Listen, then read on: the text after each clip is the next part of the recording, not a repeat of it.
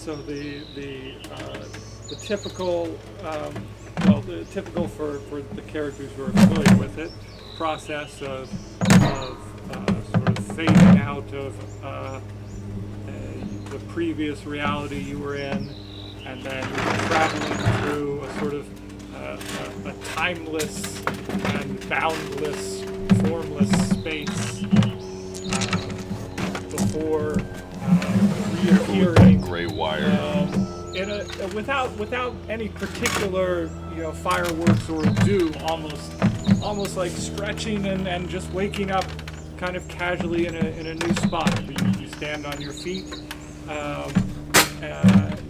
in a new place, which I will describe momentarily.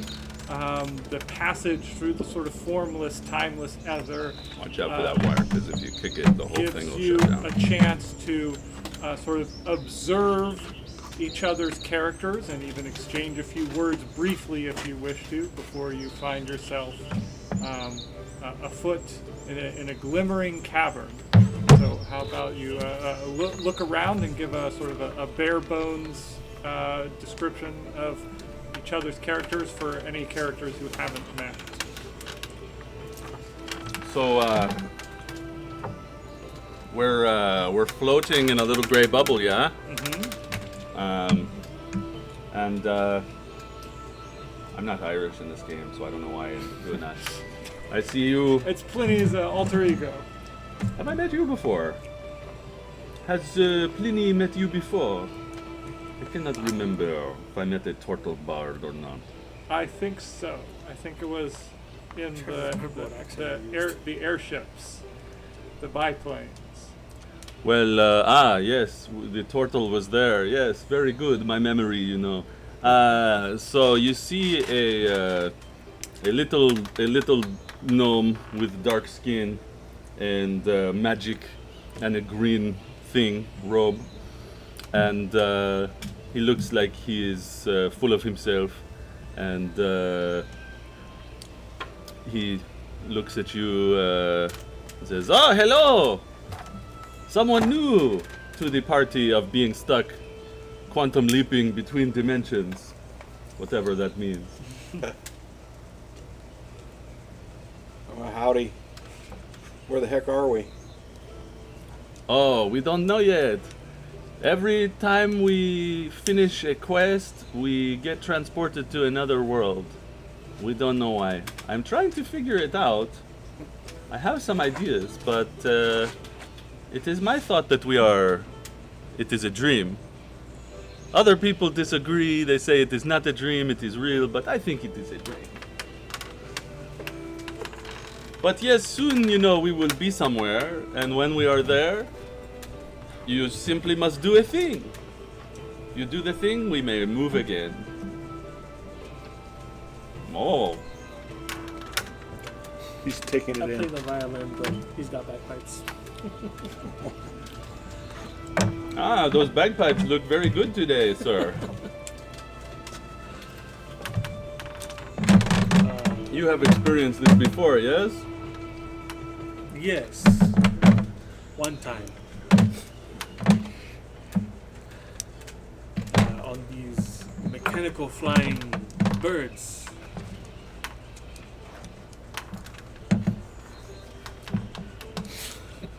Yes, that was a time. Yes, we flew in the sky. It was amazing. So, Your formless gray bubble begins to dissipate, and replacing it, want a soda or a bottle you of find water? yourselves standing arranged in a vast underground cavern. It is a huge space. You can feel the bulk of the earth pressing down upon you, and it is an inhabited space. There are ramshackle sort of shanty houses around. The place shakes with the sounds of distant pickaxes and the call of people at work. It is lit through and through within. All the walls and ceilings are permeated with sort of minerals that are translucent and are so abundant that they bring light from the surface far, far above, sort of refracting down. Each one bouncing just a little bit of light from the distant surface, enough to make the place sort of visible, gloomy, but light reflected everywhere. You are in the doorway of a particular hut. You can see sort of behind you the a large space full of some dreary bustle, and ahead of you is a disheveled clinic, sort of at the edge of this large cavern, and ahead of you is a wizened man in a wheelchair who raggedly who glances through the sort of ragged curtain that separates his little abode, and he motions you in to his table, where he is pouring cups of fragrant tea, one for himself, and he has sort of reaches up to a cupboard and pulls out 3 more and sets them down on the table and pours tea for you all as he motions you to come in. I'm gonna silently stare at all the stones and the tea for about a minute and a half. I look around and my dwarf says, "This is a lovely cavern." It is. It has a air of ancientness to it. Like it has existed for a long, long time. But you can also see signs of recent tool work. This is a working place where bits of it are still every day being carved out and space is being made. You see signs that this is not just a place where people come down for the day and then ascend back up. This is a settlement. People live here. You can see pipes that carry water and turn millstones. You can see off in the distance the glint of something that might be a greenhouse, a brighter place where light has been focused, and you even see some meager crops growing. As a dwarf, can I get anything about the background or history of the ancientness of this based on my background? You can make some educated guesses that this is sort of a natural cavern that was expanded long ago.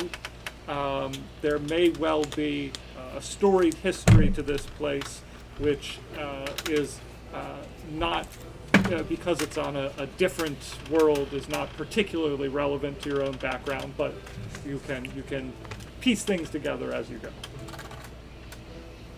Got it. Did I miss anything? Yeah.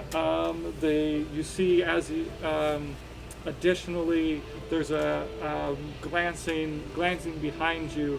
You hear the stomps of a passing security patrol. A group of guards who are clearly decked out in clothing that is sort of cleaner and more ostentatious. Although certainly not fanciful, at least it's simpler in comparison to the sort of very workmanlike overalls and sort of dirty jackets that the ordinary common folk are going about in, and they sort of glare around them, sort of, and people sort of give them a wide berth. Once they pass by, the man in the wheelchair settles in, and now once he is assured of the privacy, for a moment, as all the passerbys are out of immediate earshot, he says, "Welcome. I'm Dr. Dmitry Nakai. You're here. I haven't seen you around the workhouses, but Suka said she was sending somebody. Are you lot here to help us with our troubles? Friend of Asuka, maybe? Yes, my old friend Asuka. We used to share many a thing. Yes. My friend, yes, of course. Here to help. Well, it's not as long as you're not wearing one of those damn blue uniforms of the heavy-handed. Then you're sort of down here with the rest of us, whether you like it or not. So we may as well work together. And time is short. Are you interested in hearing how you can break out of this place? Sometimes I just pass through walls, but of course. Well, it just so happens that we've got a big passing through walls of our own plan, so that may just jive quite well. I don't know if you've heard since you've been sent down here, but Asuka's been captured, and the Chevalier is coming down here to execute her. She's arriving with reinforcements, the Chevalier Koroleeva, and the execution's scheduled for tomorrow, and with the extra goons she brings, it's going to set us back that much more. I don't know if we'll get another chance like this again soon. So we're going to have to move fast before the next day. Maybe we can save my old friend Asuka as well. I hope so. That would, hopefully we can get everyone out of here, and the people, Asuka would be a big help to that. I've got a few things that I've been working on that'll help us. We were intending to do this all together, but Asuka's temper. She got herself captured by causing a stir. So the rest of us are going to have to pick up the pieces. Now, I've got, and he pulls a sort of a bag out of a hidden little space cleanly out of his wheelchair. Got a few things that will help you on your way. There's this, and he empties out a bag, and there's some short, but you can see from the heft of it, very dense, very heavy. What do you call it? Riveted chains that sort of are dark but have a rainbow sheen like an oil slick. It sort of shifts as you move them around the light. This you can take to the temporal forge. This is all I've got gathered right now, but the workers, the miners, have been hiding away more of the ore that they've mined in the last week. At the next count of their productivity, it'll be noticed that it's gone missing. But for the last couple days, at least, we've been able to squirrel it under the radar. If you can get some more of this stuff from helping out the workers, getting the guards off their back long enough that they can pass you some more of this, you can take it to the temporal forge, and you can forge some of your own bracers or necklace or what have you that will counteract the equipment of the guards' time stepping stones. You know how If you try to tangle with them now, that's a hard thing to get up to. They're likely to outflank you just by stepping into the next second or the second that was before. But you get one of these, and then you're on even footing again. And then, more importantly, Where do we get stuff? Where do we get more of that? well, the caches that the miners dig up and sort of run through a first smelt are held under the purview of the guards at the supply depot, but with we've been organizing a sort of hiding away as much of it as we can. So they'll have it pocketed away. If you can, go around, show that you're on their side and that you can, use it for good effect. They'll hand over what caches they can, as long as you can keep the eyes of the guards off them while they retrieve it from where they've been caching it.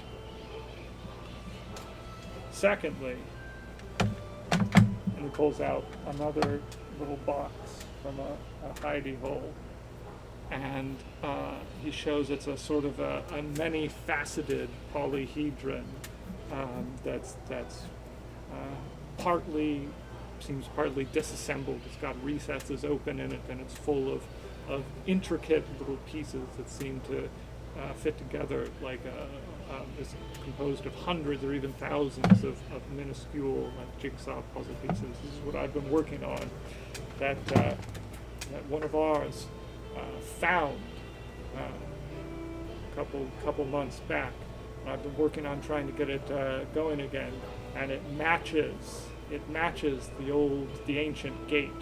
We think, I'm still trying to figure out the last couple details, hopefully before the Chevalier arrive. I feel like I'm really close, but we think that if we take this to the old locked gate, it'll open it up, and whatever is on the other side, some better cavern than this, we hope, people can escape to. If we get so, what we're trying to organize is we're trying to get together enough supplies and, frankly, enough morale to get the people to rise up and then go off and make our way in a new cavern that's not under the boots of these guys. Well, that is a complicated quest, but where do you think we should start first? Well, you gotta. There's a couple places that you can try out. The main three are going to be the dig site. That's where you can get sort of the workers kind of rallied, get them introduced to you, sort of convince them that now's the time to act and gather whatever supplies they've been able to stash away. That's also at the dig site is the stockade where Asuka is locked up. If you think you can free her without drawing the attention of a patrol, that might be worth doing. If you time it right, she'd certainly be a thorn in the overseer's backside. So that would be a good distraction for us all. The other place is the Commons. That's where we are now. You can come back here if you need to regroup or seek advice. Perhaps you can get a meal here. If you need to sit down for a few minutes and rest, talk to any commoners that are about. If you need a hand from the workers. And last of all, there's the supply depot. The supply depot is where the temporal forge is, and that's where you'll put together this these ores at the forge, and you can forge some bracers and necklaces that'll counteract the guard's advantage to sidestep through time. It's not impossible to overcome them when they're in their temporal armor, but it's a damn hassle. They always seem to know what's coming. Half second before you hit them. I have been known to sidestep between dimensions. Ha! Well, A couple. Let's see here. What else? What else do you need to know as you get new to this place? Supply depot. You might be able to trick or otherwise simply evade the notice of the quartermaster, or if you have to knock him out and tie him up, that might work too.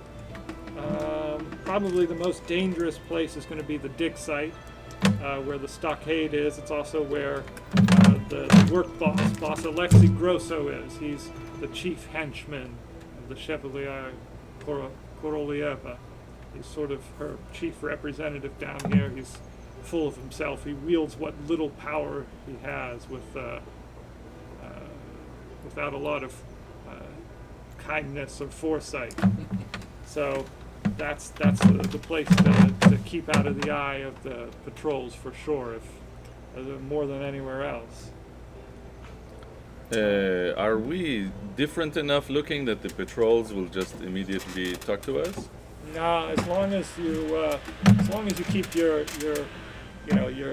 weapons relatively concealed, under cloaks or whatever, and you don't cause a stir. We've got all types that work down here, so just keep a low profile in your behavior, and you're no more likely to get picked on by the patrols than anyone else.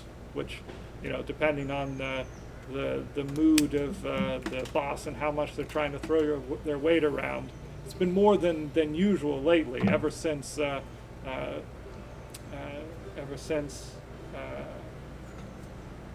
lady whose name he remembers. Ever since Asuka. Ever since Asuka started that riot that got her thrown in the stockade, they've been throwing their weight around a lot more to try and show that they're still in charge. It's got everybody worn thin. Tempers are running high, so if there's a conflict start, they're likely to not be particularly patient or lenient. But the flip side of that is they're tired, they're worn out, and they'll probably be too busy roughing up someone else if you lay low. But they're around and they're grumpy. Well, it sounds like we should either make friends with more workers to get more ore, or try to free Asuka now. I think let's try to convince the workers now. If it gets us more of that ore we need. Yes. How many people want to move or migrate? I mean, how many people are we talking about? There's hundreds of us down here that are actively chafing at the treatment that we've been receiving. Thousands total that I think most of them, if given the chance, are sort of there's a large contingent that are up until recently would have said, well, let's just keep living and make do with what we've got. But even those people are, I think, only a push away now. What with the sort of how bad the treatment's gotten. We're denied rations. We're hauled in for questioning on thin pretenses. I think you give them somewhere to go and lead, and I think most people will follow. and the sort of the bootlickers and collaborators can stay behind for all I care. How many soldiers are there? There's at any one time, there's probably a few dozen patrolling spread out throughout all the caverns. They've got most of their reserves are in the uppermost cavern, where the Chevalier lives most of the time. She only comes down here to the work caverns when she wants to grandstand or shove our noses in the dirt. So she's got probably 30 or 40 more guards up there with her that she can rely on, although only a handful, probably fewer than 10, have the temporal armor that makes them hard to touch. The rest of them, they're just thugs. If it came down to it, sheer numbers, we'd overwhelm them. It's the guards, the hardened soldiers with the temporal armor that can clean up against hundreds if we just tried to brute force them. That's why we really need this before they notice that what we've been mining out hasn't all been turned in, before they notice the discrepancy in the supplies. We got to find a way to sneak it down to the forge and equip at least a few of our own. Then I think the odds will be evened up. Yes, let's go. Let's do this. Very good. And, Thank you, And does he my expect old friend. us to keep the polyhedron ore, or is he keeping it? Or And did he just say here? it makes sense. He says you take the ore, the little that I've gathered so far, and as soon as you get enough of it, you head on down to the forge and see if you can manage to use it. Polyhedron, I'm still working on figuring out the last bit of assembly. I feel I'm real close. I will either send a messenger to deliver it to you when I think it's ready, or if you happen to drop by here right around the time it's ready, I'll hand it over then. You're welcome to take a look at it if anything jumps out at you. See if you have any insight. No. You are the expert with this Yeah. keystone. I fly under the radar for the most part as the sort of as the doctor here. They aren't. I think I've managed to keep my friendship with Asuka under the out of the notice of the overseer. So, stepping out to the game level for a second, I have 2 d6s here, and the blue one represents the resources you are gathering for the good guys, broadly speaking. It represents the morale and organization and involvement of the workers you're trying to motivate and recruit. It represents the resources, resource caches that you can both gather from them for yourself to make your temporal armor, and as well as just resource caches that they've hidden away but maybe will need a chance to dig up out of the eye of the soldiers. And you can consider that fully charged when it gets to 6. And any number in between is basically gets you more resources down the line.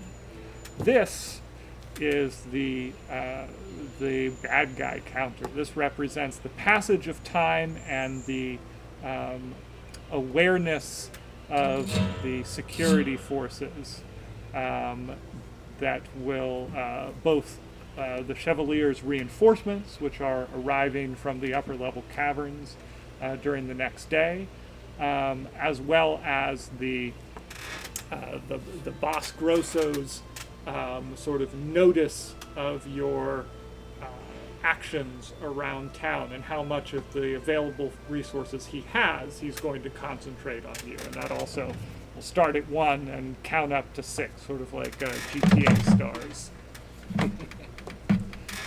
What is this GTA? Is that a type of cognac? So let us go to the workers Dig site. for some ore. Excellent. I Or will. let's try to boost their morale. Yes, that is the only way to take their ores, to give them love. Let us go to the workers of the world. I am sure my personality will be very influential.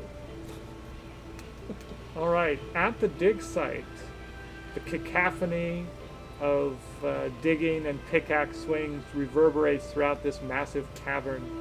Eye-stinging clouds of soot and iron-tinged dust shimmer in the yellow glare of the quartzite crystals that light this cavern.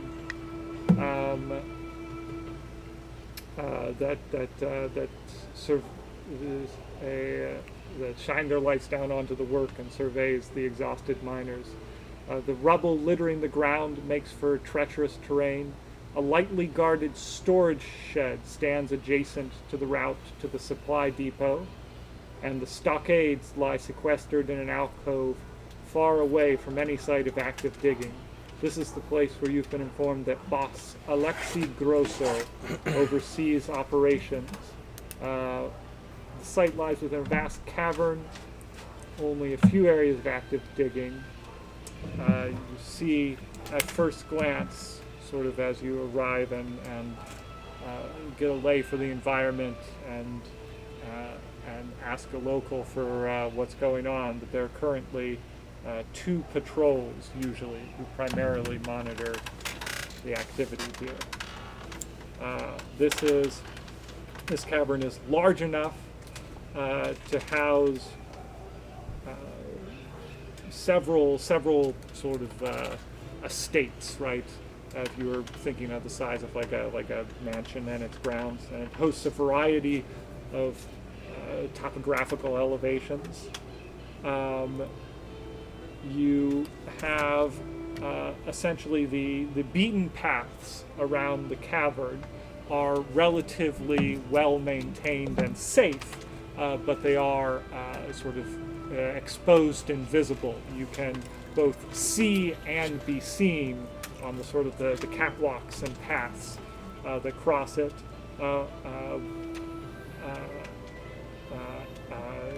And you see off to the side of those sort of better hidden and less traveled trails, but that travel through sort of unstable and dangerous terrain.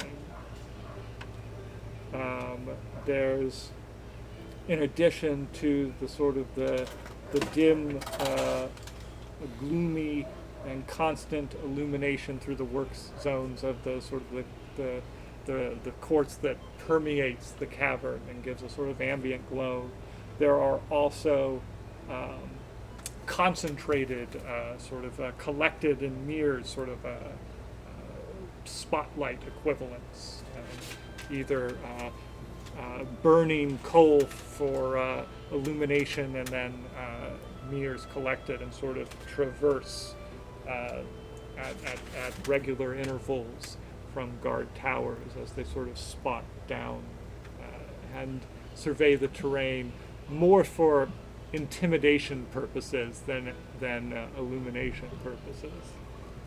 Are there any mushrooms or like any plant life in the area? Yes, there are places where water trickles down, the edge of cavern walls, or even collects in pools, and in those places, tiny little cavern life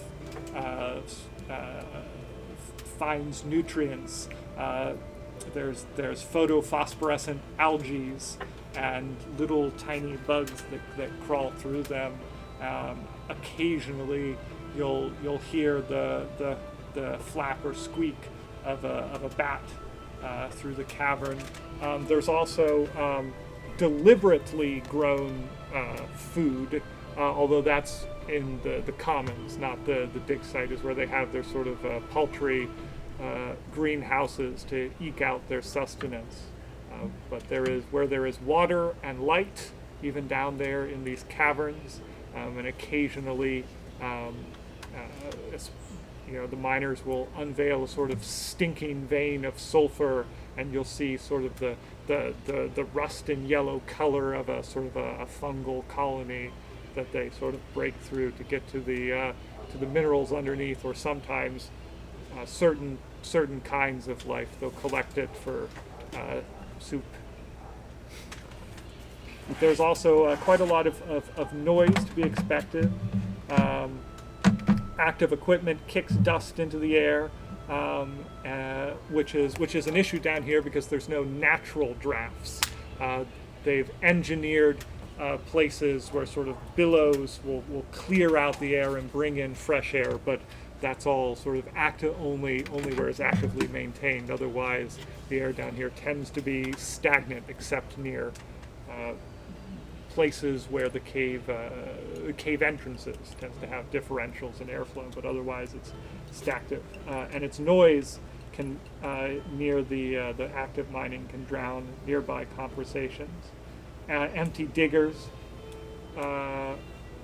rest on the edge of the active work zones during breaks, and all the biggest machines, the sort of shovels that take men and beasts to work and crack open caverns, are all marked with the symbol of the silver kestrel, and sort of a paint swath on their sides. You were thinking about mushrooms?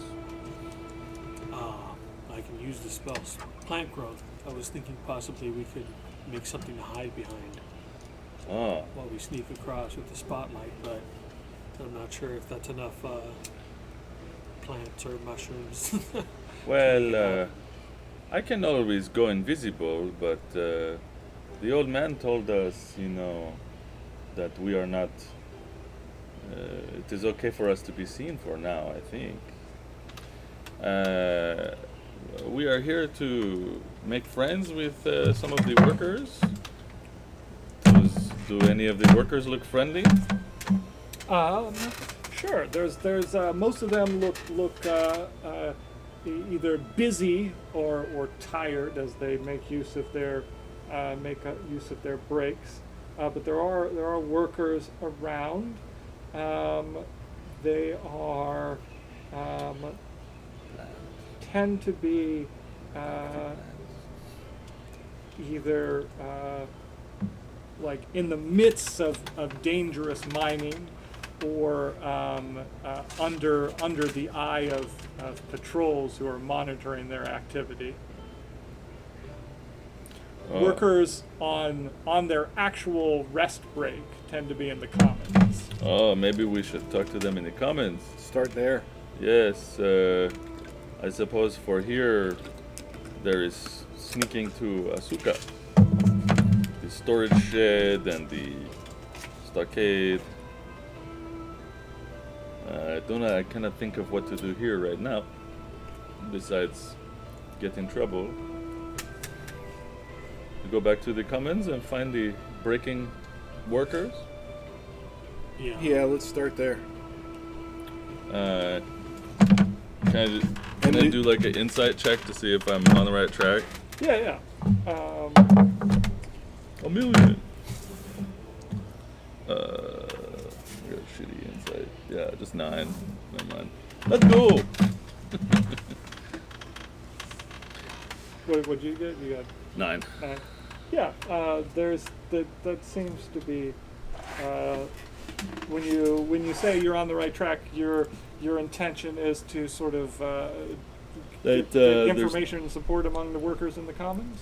That it would not be useful to talk to the workers here. If you're looking to talk with people, then yeah, probably the commons is a better spot. Okay. I just run to the commons.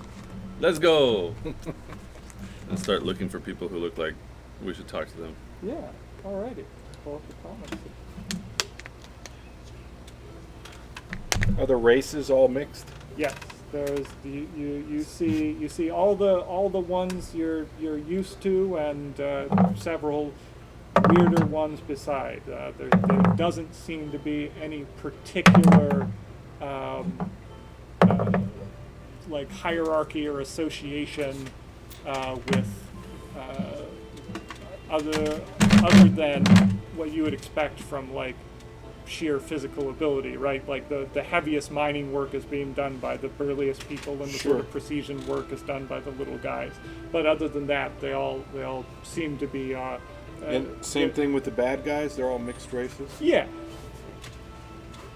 I think there's predominantly down here that's mostly humans, dwarves, orcs are the most common.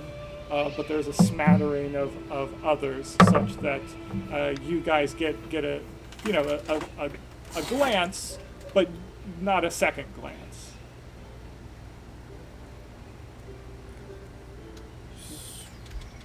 Back in the commons. Yes, I like plants too. I can speak with them, with his whistle. I didn't know they could talk. Oh, yes. You can talk to them. Ramshackle houses of rusted scrap congest the commons. Posters bearing the Chevalier's hawkish likeness plaster the narrow streets, while grating propaganda is being sung from a town crier loudly over the sort of the regular din. You can sort of not always make out the words, but you can, listening to it, tell it picked up that there's a full-time sort of muezzin whose job is to sort of, as well as announce normal useful business like the time of day and when a shift is beginning and ending, and fills up the space in between with a sort of a mixture, an incongruous mixture of the Chevalier's kindness, but also sternness and ferocity. Sort of the trying to portray her as a benevolent but powerful overlord. This Get somebody to do that for me. locale, as the residential area of Kestrel's Caverns, this locale is densely populated by a few hundred civilians living in relative squalor. You may, let's see, what else? I just started looking for the person who looks most useful to talk to. Okay. Someone who looks like they might have a cache. Yes. Who we can cheer up and be nice to. And take their cash. Let's see what you see. Yeah, do a... Is Streetwise still a skill in this game? Nope. What do they have instead? Looking for people?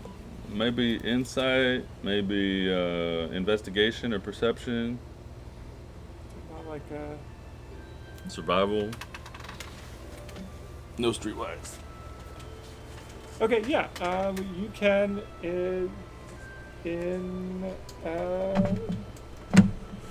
your choice of you're looking for somebody who has a cache.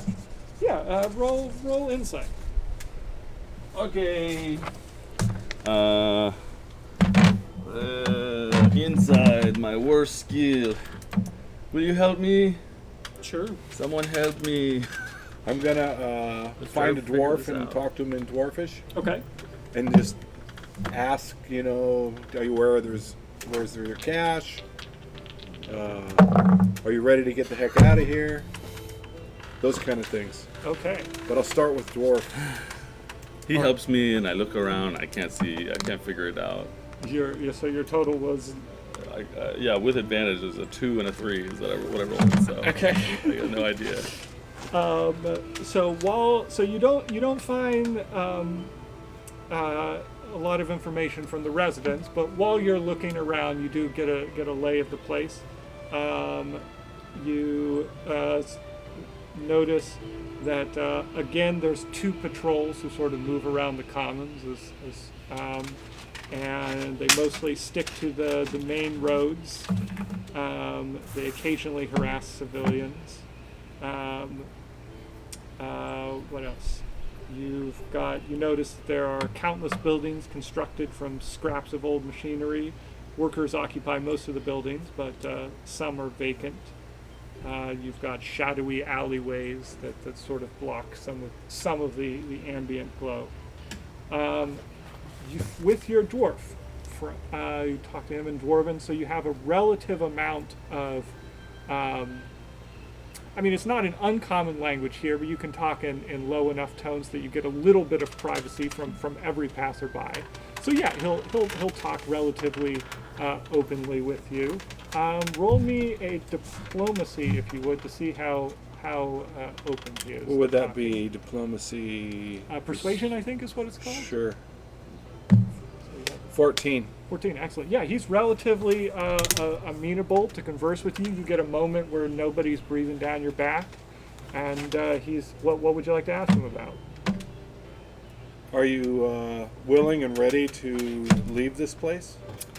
He says that he's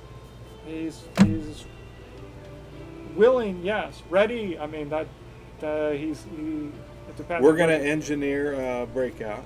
Okay. Seems to respond Less than a favorably day. to that idea. Less than a day from now. We're looking for ore.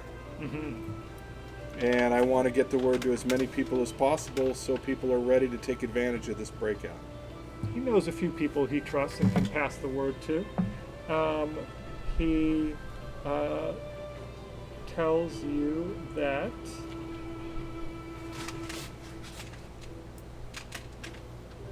less than a day. He tells you that the Chevalier rarely comes down to the mines here, but less than a day is a good idea because he's heard a rumor that she's coming down tomorrow. And when she does come down, she always perches and sneers down from above, where she can look down on all of us, and that's always she always expects adoration, and when she inevitably doesn't get it, she has her cronies knock some heads around. He says that he can go out and spread the word. So he'll start doing that if you want. That's what it is. That's exactly what I'm asking of this person. Great. Ask him if he has any ore. Yeah, and we need ore because we need some tools to help with what we're going to be doing. He will give you a crude map, like tell you / sketch out a place where there's he knows there's a little cache that his one of his relatives has hidden, and he says if you can get to it, then it's yours to use. I make note of where that is. Okay. It's here in the Commons. Commons, great. Is the location of this cache. Thank you. Spread the word. I'll check back with you a little later. Where? Let us go find this cache. So we go looking for the cache, keeping an eye out where the patrols are, and avoiding them. Yes, I can always turn invisible. I can also use Petunia to go up in the air. She's not a cockatiel here. She's an owl. I can use Petunia to go up and look where the guards are, if they are coming. Yes, does she, let's see, she's got normal vision, but like a relatively high spot check, right? Yeah, she's an owl, so she has advantage on Of eyeballs. course she can see in the dark. She's an owl.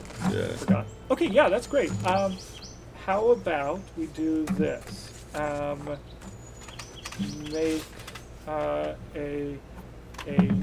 party stealth check, and with the benefit of Petunia scouting, just whichever one of you has the highest stealth modifier can roll for all of you. 3. Surely wouldn't be me. 3. I will burn one of my Boy Scout badges. You see me, I'm wearing this like Boy Scout sash with little badges on it, and I take off this one that has a person running on it, and I go poof, and now I have advantage on a dexterity check. Fantastic. It is gone, however. I will roll for stealth. Petunia Double and ones. Pliny guides you through the dark alleys. Yay, 17. Excellent. You are able to acquire this cache without alerting any of the guards, and you add it to your resources. I was hoping I was useful today. It takes some the caution demands that you take some time to sort of line up with the patrols of the guards and make sure that even no sort of even non-guard, normal passerbys don't cause a ruckus that draws attention as they see you sneaking around. But you're able to get to the place and acquire a cache of these these oily looking chains, which can be taken to the forge as well. You get some clean water, sort of potato breads, some supplies that a few clubs and shivs that have been sort of secreted away for a rainy day in Yes. this cache. Potato bread. Excellent. Does it seem like we need more to make the armor? You are now at 2 out of 6. You would be able to make some, but not enough to equip all of you. We must search more. Let's go back to the area and see if we can repeat the process we just did. Find someone else. and- I will look for a gnome. Okay. Play music. I'm sure they're Oh. hearing this instrument. That is a great way to gather support, but also attention. Yeah. Might be best for the last time. Okay, I will look for a gnome. Petunia will help me. A gnome spotlight. Looking for gnomes. Okay. You find a gnome. I will try to speak to this gnome in a non-Borgonese accent. Okay. What does that sound like? I will say, hello.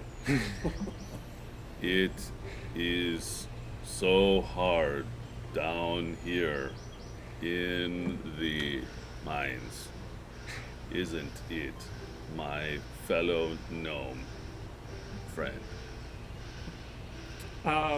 As you're chatting up the gnome friend,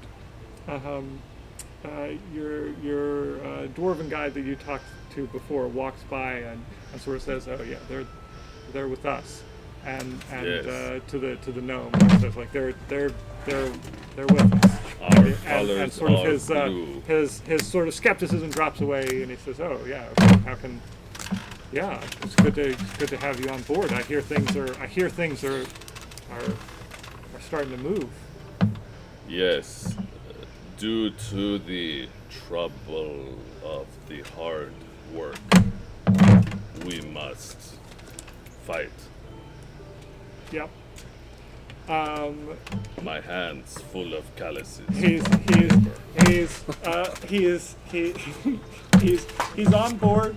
You get the impression that word is already spreading, and he's essentially already on board, and he can tell you additionally. He doesn't. The cache he knows about is the one that you've already gathered. But he knows, what does he know that he can tell you? He can tell you, patrols here, it is hard. It's hard. Patrols, anytime we try to cache away food or water, patrols will just confiscate them. Sometimes they see us, trying to access them, and they give us a box on the ear and take them for themselves. Sometimes it's because there are informants, right? You don't know who to trust. There are informants for the Chevalier here that, you think You think you're doing them like a favor. You think you can trust them. You think you can say, you know what, take half my loaf of bread and tell them where it's hidden. And when you get there, the whole thing's gone. Sometimes, I mean, I understand it's a hard place to be in. You know, sometimes the only thing people down here have to trade for, you know, is information, right? You know, someone's kid is sick, they need medicine. I don't condone it myself, you know, snitching on your fellow workers, but I understand where it comes from. Yes, work is hard. So it doesn't take much time to discern that. Do you want us to he's kill on, the he's on informants? board. You're asking if he wants to kill who? Kill the informants? They're I mean, bad. I don't know who any are particularly. The ones that we found out about have already been ostracized. Once an informant's found out, they can't do much more harm. I'm not the kind to carry a grudge, but I'm not going to go out of my way to help them either. You can't trust someone once they've betrayed you like that. Yes. Well, you, fellow tough worker, you are ready to leave today when we leave? I mean, if it looks like there's a way to get out of here, I'll gather up my stuff and go. Like if I'm not gonna walk blindly into something that might just be a chance for the Chevalier to kick our asses again. But if it looks like we really got the upper hand, I'd be happy to. Well, don't worry. If we see the Chevalier, we will kill her. She'd deserve it. We are strong. Together. That's our motto. Do you know someone who might know where a cache is? We are trying to make armor. I mean, Asuka was probably the most dialed into all this. She once figured out how to take down one of those fancy armored guards with nothing more than grit and a pickaxe. I've never seen anyone do that before. That is a lot with a little. The story of my life. A lot with a little, yes. Well, Tell us the story of your life, oh fellow miner. yes, I was born in this mine. Yeah. I fell onto a pickaxe as I emerged, and my hand closed around it. That's how we're all born. All of us gnomes. Yes, the dust tickled my throat, giving me this raspy, low voice. And I worked. Story of work. And now the work must end. Through murder. He yes. He agrees. Yes. Well, there will soon be a musical performance in the center of the commons, so please come and enjoy the Song of Rebellion. Okay. I mean, if you, I'd love to hear something other than these bootlickers talking about how great the Koroleeva is all day. We got some real gnomish songs, actually, a gnomish tune. That's the real tune of the earth. I'll say something in Gnomish that sounds like I rarely speak it.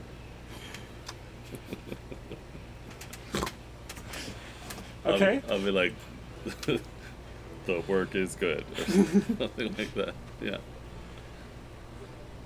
I'll try my best to say it as well as I can.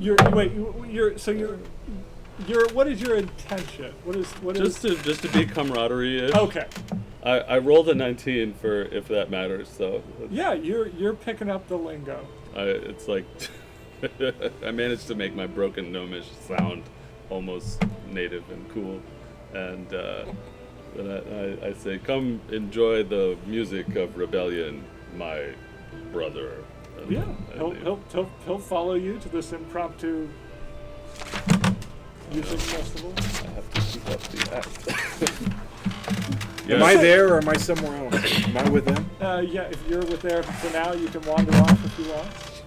I said, do you know what's in that storage? I asked the same gnome. Hopefully I'm not going to mess anything up. But do you know what's in that storage shed that's down by the dig site? On the way to the dig site there on the left? Yes, he's got Pliny has sort of used his gnomish charm and aphorisms that he's willing to tell you. He's like, he said, well, I got someone who I've never seen it myself, but he says in sort of low conspiratorial terms. That supposedly that storage shed, it's locked up, but inside it, it's got lots of sort of mundane armor, none of the temporal armor, but good quality, chain shirts and actual, real weapons, not just pickaxes and shovels, but like spears and crossbows and that sort of stuff. We could give them to our friends. If you could get in there, yeah, it's where the guards draw upon their, when things get really rough and just cudgels and fists aren't enough for them, they bring out the the swords and the nets and the shields. That's where my cousin saw them get it from. Yes, if we bring everyone there at once, they can all be armed. But first, music. I guess that's my cue. Performance check. Yeah, yeah. I have. What are you doing though? Can you find? I think it's called. Is it We All Dig Together? Can you find the song We All Dig Together? Let me see what it is. We all dig together from morning till night. We all lift together. That's what it is. It's true.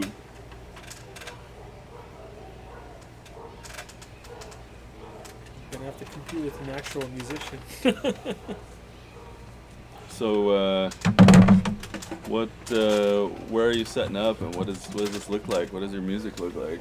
What looks like the best kind of high location where I could get good reverberations or like a That good would be the place soundstage? that is currently occupied What's by. the second best place? Second place. Let's see. The is in the center of the commons.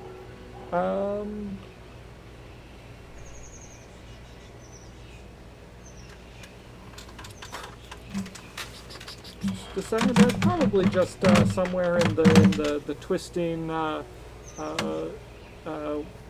warrens. There's not the center of the commons is where the propaganda person is.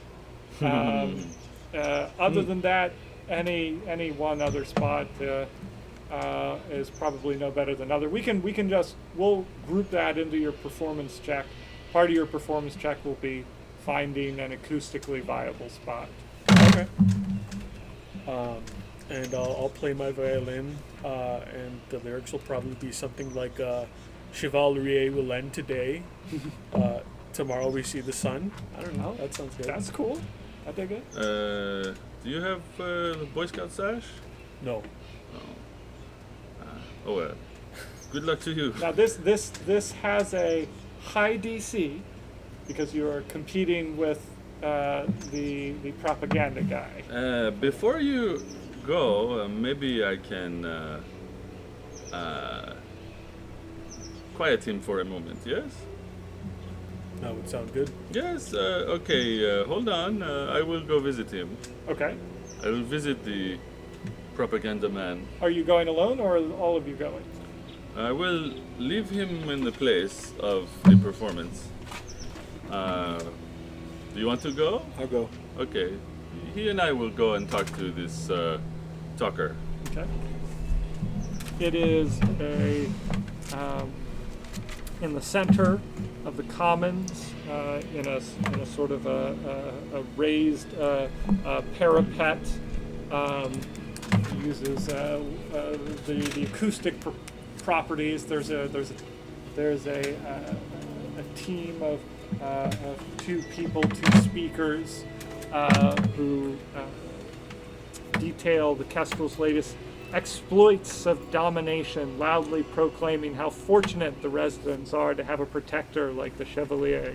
A copper statue of Koroleova reinforces the tower's structure, glaring imperiously at workers tasked with polishing it. So I have a ever-smoking pipe, Okay, like an ever-smoking bottle. what does that do? It makes like a 60-foot wide sphere of fog, Okay, impenetrable, difficult to see fog. mm-hmm. It's on a string, so I can, throw it. So I was thinking maybe I hide, and then I throw it at the base of the tower, or maybe midway up if there's a place, and then they will be covered in fog, and they will be silent, as they are so confused by this. Okay, Alternately, I could talk to them and try to convince them that they need a break. I'm not sure which I think is best.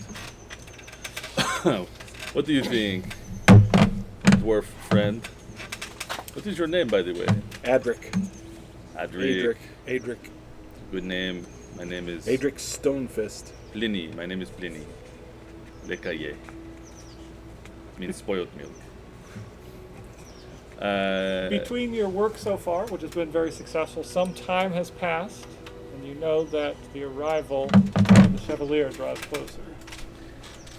But that time has been well spent, as you have gathered some resources, and the word is spreading of the plan to escape tomorrow. Should I put fog all over this tower to confuse them, or should I talk to them and tell them they should all take a break for a moment? Talk to him. Okay. It will be difficult. Am I still with them? If you want to be, if you Yeah. want to, you can catch up. Yep. We could try to talk them off the stage, and then I can take the stage. Yes, I can tell them that you have a song, praising the Chevalier that you have worked on for many years. I think you are more convincing than I, but I do have a patch that will make me more convincing from my sash. Okay. What do you think? The patch has worked once. I will try. Okay, so I'm gonna, there's like one talking and one backing the other one up. Yeah. They're harmonizing. So I'll talk to the one that's sort of off duty. Take it resting his voice. say- Make a. Excuse me, pardonnez-moi, I have a question for you, great servant of the wonderful Chevalier who is so special and the ruler. Make a deception check to see how receptive he is, and then you can see what you can get out of it. I'm gonna save my advantage for when I'm trying to convince him to swap spots. This is just trying to get his attention. No, this is The whole his thing? general demeanor throughout the rest of the All right. conversation. I take off my a patch off my sash, and it has a little talking man on it, and it goes poof. And I'm sick of wearing this sash. I must use these patches already.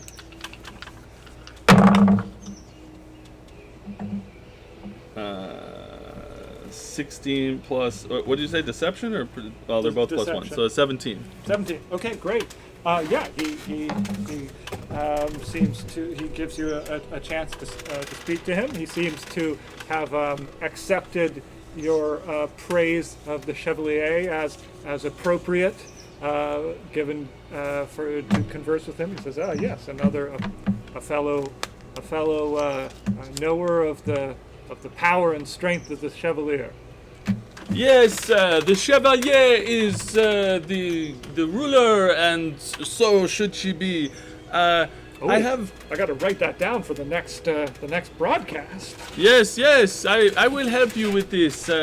Look, my friend here, he has been working on a song praising the Chevalier for the last year. He is one of the best musicians that exists in this mine. And if you give us a moment to play our song on the Tower of Amplification, all of the workers will have double the yield today from the inspiration that will be created by his song. That would give us a chance to rest, as long as you say that we were part of it. We helped you. You can't take all the credit for yourselves. Yes, We share the credit of course. as brethren. We all work together and share the credit. Yes, tell me your names. Well, I'm John, and this is Ringo. I will. I am writing this down. I will tell everyone that John and Ringo helped my friend here, the turtle, Lago, play the best music. Oh, use my stage name. Loch Ness. I was gonna go for the other Beatle, but I couldn't remember his name. Yeah, you know, John, George, and Loch Ness. All right. They let you up. Is it just you going up? It would be crowded with all of you, but they would. I'll stay down. Okay, I think just me is fine. Okay. All right. They'll cue you in for when their current stanza is done, and then sort of count you in. I'll use minor. Are you playing bagpipes? No, I have a violin. Okay, I'm gonna use minor illusion to make a harmonizing note, like Great. a drone that Oh yeah, harmonizes. like the Eastern European drone thingy. Yeah, just to enhance, perhaps even help enough to give him advantage. I don't know, but I'm gonna use minor illusion to give him harmony. And Do you- Petunia will dance around him in the air. Are you trained in any performance or musical instruments? If you are, he can have advantage. I am not, but I am creating a harmonizing note with minor illusion, and Petunia is dancing around the tower around him. So, if that helps in any way, it shall. And if it does not, it shan't. We're not going to give you advantage, but I'll give you a +1 to your roll. Before I even start, I'll say I'd like to thank John and Ringo for help keeping the support, giving me this stage today, so I can sing this song for you. Everybody remember, this isn't just me. This is John and Ringo and Lago, and this is a joint effort. And now I will sing for you my piece. All right, you get a little xylophone accompaniment. And a drone. Stand behind them, ready to grab That's a them. natural 20. Oh, amazing! Yes. Tell me. Describe what you wish to do. What's your final modifier, out of curiosity? I think I have with the +1, and then I think I have like a +7 to performance. It Great. is That's- +7, yeah. Okay. All right. How do you want to weave this performance? I'll say I'm just kind of dancing around stage while playing the violin. Okay. And crooning the words out, I guess. What is the message of your performance? That the Chevalier will end today. Okay. And that there will be an uprising. Like we'll see the sun tomorrow. And I'm telling him, be ready behind the criers to grab them if they start running, and I'm gonna hold my little fog thing to drop it at their feet if they start running towards the tower to try to stop the song. Your performance is heard across the commons, and it is so evocative. The symbolism in not just the music, but people see the owl circling the tower as an embodiment of an opposition to a kestrel, the owl versus the kestrel, freedom versus tyranny. That the muezzin in the tower that you've taken over from see something stirs in their hearts. They see not only optimism, but they see the tide turning, and they realize they've been duped and foiled. But they because of your introduction, that they're part of it. They think to themselves, well, our lot has sort of been thrown in accidentally with these guys, so we're just going to roll with it and hope it succeeds. So they don't try to stop your performance. By the time they figure out what's going on, it's too late, and they sort of share a knowing glance and sort of throw in their lot with you and keep their musical accompaniment.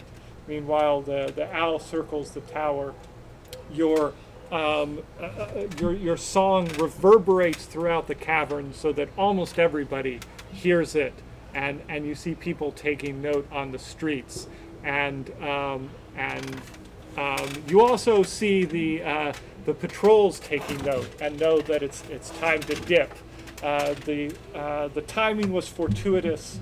By the time they figure out what's going on and how it's happening, you have a chance to slip away, your song having been completed without getting intercepted by the patrols, unless you wish to try to confront them. Not yet. We could tell everyone while we still have the tower to go raid the supply shed and take all the weapons. Or we could just wait. Obviously, if we do that, there will be a big fight. Let's wait. Let's go get Azuka. Time slippers. Yes, let's get Asuka.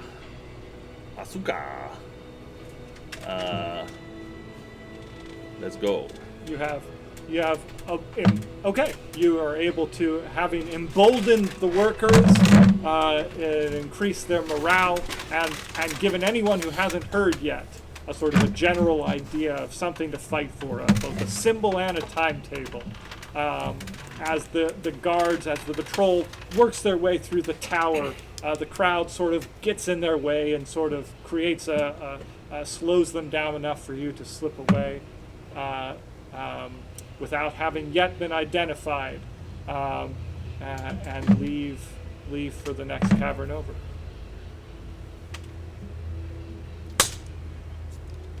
This keeps making me think of that one Star Wars show. What was it called? Argo? Andor? Andor, yeah. Yeah. One Way Out. Yep. And now I'm thinking about the people in the Brick Town. Yes, Ferrix. Oh, Yeah. I loved all of that. It's so good, yeah. I'm watching it. Have you seen it? Oh, Oh, it's good. It's on it's Disney Plus. it is Very one good. of my favorite shows. Period. Not just Star Wars. I think it's one of the best things I've Yeah. seen recently. It puts most of the other Star Wars shows to shame. Yeah, very good. And there's a whole Prison Break episode or two. That's pretty cool. So, let's go to Asuka. yeah. All Let's right. do it. You slip I back tried to remain hidden. the dig site. Yes. Under the cover of the sort of the chaos, which has not erupted into open rioting, but there's sort of like shouting and shoving, but it seems to has not yet turned into violence in the commons behind you, as the sort of the guards realize that now's not the time to push it with everybody so riled up. You slip away back to the dig site, where word of the events in the commons seems to have not yet made it among the guards. There's not yet any sign of the chaos there, but you do see, as you slip away, a couple people, a couple like regular people from the commons, do sort of come to the dig site with you and give you like knowing nods, and then run off, like to sort of spread the word quietly. And before we left the tower, we like look for Petunia, and she like does a heroic like Yeah. pose. Lined up, her silhouette against the crystalline glow. Yeah. So when people see us, she makes that pose at them. People, you see little kids or adolescents, right, signaling to each other, making the sign of the owl. So we try to sneak to the stockade. Let's do it. Okay, the stockade. The open air stockade hosts black iron cages secured with weighty locks. In one cage, an athletic young woman with wild hair and a determined glint in her eye and a self-assured smirk sits chained and attentive. The enforcer on duty sleeps in a chair nearby, their ears stuffed with cotton. Asuka is locked up in a small cell in a secluded part of the dig site where her yells can be drowned out by the sounds of mining equipment. You can see her, she has never stopped preaching her revolutionary message. Oh. And the sleeping enforcer has dealt with this by putting cotton in his ears. And there's not much to hear anyway with the sound of drilling. And what else can I tell you about the stockade? All those things apply from the dig site. You know, it's loud. There's dust. There's a din. There's a lot of people working around, and you're now in sort of a secluded, loud part of the dig site. Near enough to be loud and sort of drowned out any shouting, but sort of off the beaten path. And there's just the one guard with her. There is just currently the one guard, but there are patrols in the general area. I see. Well, we'll keep tabs on where the patrols are, or at least spot it. If they come close, we'll know. Right, Pliny? Keeping tabs, watching out. Yeah, I'll send my owl up in the air to look around. Okay, that'll help give you an early, an advance alert.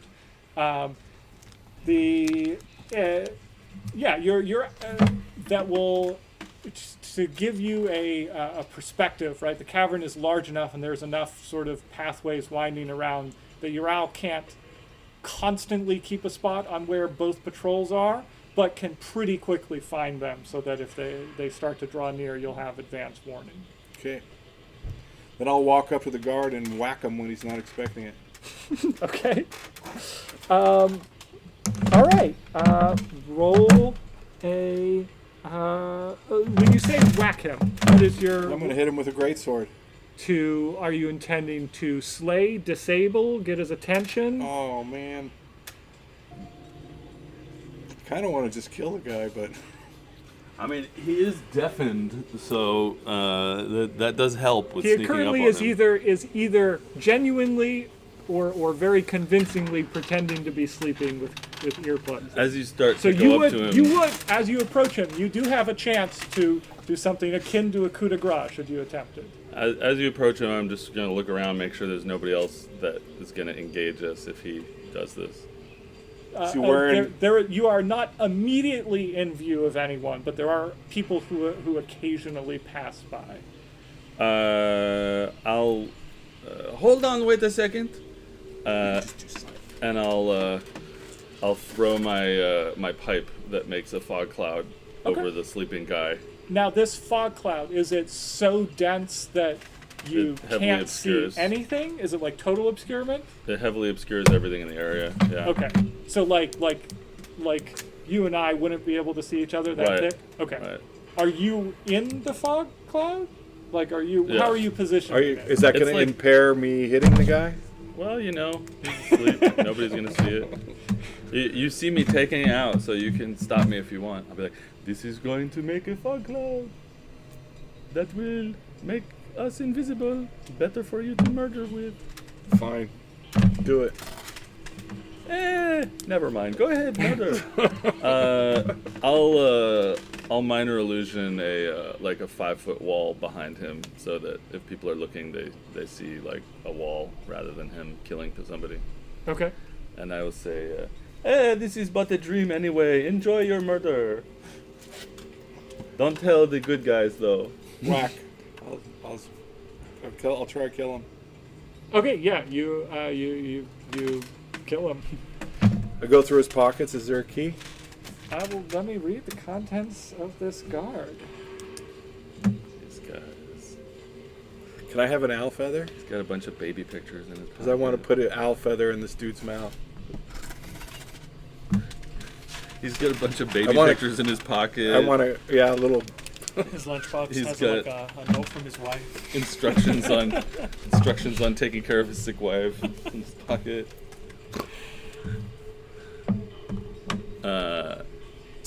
This guard does not have a key to the lock. He has several keys. You try a couple of them. None of them go to the lock. Can someone lockpick?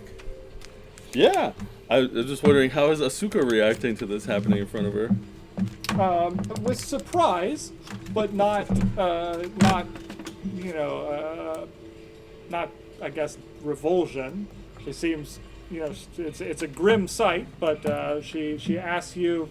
You can barely hear her voice over the din. She asks, "Are you here to kill me too, or get me out of here?" Get you out of here. Okay. Yeah, we are members of the resistance. Look how many people have the miners, the overseers killed. Yes, the symbol is the symbol of the resistance. Yes. Okay. Yes.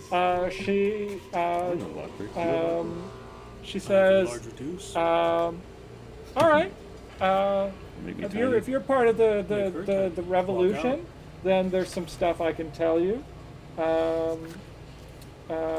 She says that if you get me out of here, out of this cell, I can keep rallying miners to the cause, create a distraction. You mean people that chip stone? Yes. Yeah. Not Well, children. a lot of them are children. Oh, both. Okay. There's the stuff I can tell you that'll be helpful with that. As far as I know, it's Boss Grosso who has the key to this cell, unless you can somehow break it down. If you can get me out without the key, more power to you. I'm familiar with. Boss Grosso is as lazy and pompous, and he never varies up his schedule. I think I can give you a rough idea of where he's going to be patrolling at this time of day for at least the next little while. She confirms that what you heard about the storage shed. She's like, yeah, it's got lots of weapons and mundane armor in it. Any of the enforcers should have the key to it. Any of the dig site sort of enforcers. What about this guy? One of these keys work for it? I mean, you can try it. I don't think so. I think typically only the enforcer. He's just essentially just here to, well, stop a breakout attempt, but he was sleeping on the job. What else? Yeah, Right. and if you want, like, even if you can't get me out of here, I can tell you I can tell you how to use the tools that you do have to fight these patrols. Wonderful. We will take them down. You are a very big man. Will you pull the door? The door? The Yeah, I can dwarf door? try. You mean just strong with the door? Use your big, large muscles I'll try. I on don't your know. medium frame. Okay. Just gonna try I don't know. What tools do you have to help you, if any? I mean, you can try it without tools, but How He about is a so pickaxe? strong. Is there a pickaxe lying around? not in the immediate vicinity. But it would only take you a minute or two to go grab one. I don't think I want to use my sword. Yeah, I mean, you're close enough to the dig site that within a minute or two of walking around, you could go grab a pickaxe. And I think we should hide this guy's body. But let's open this thing. Yeah, you got your pickaxe. You're very strong. Let's try it with a pickaxe. I'll go get it. Okay, yeah, spend a minute or two to go get a pickaxe, and come back. Roll a d20 for me. Okay. On a 1 or 2. Is that a 1 or 2? It's a 7. Then you're okay. Nobody comes by in the meantime. All right, let's see if you can break open this stockade with a pickaxe. You're attempting an attack roll using your brawn and skill to find a weakness in it. If you want to open it quickly, the DC is 25.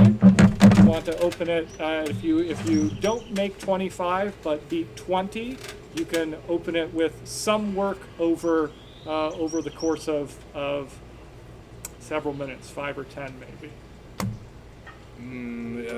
No, 16. Okay, you think it would take a longer amount of time? You could, if you were undisturbed, you could break her out of here in probably approaching an hour's work, looking at the way this is built. Asuka, what is Boss Grosso going to be doing over the next hour? All right, she tells you that Boss Alexi Grosso leads one of the patrols in this locale, harassing active miners. He's accompanied by a small handful of guards. Is this Alexi Grosso or Boss Grosso? Boss Alexi Grosso. Oh, I got you. One Same. person. Yep.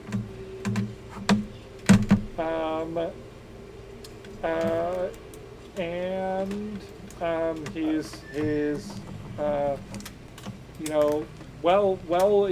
for all his piggish obstinacy, he's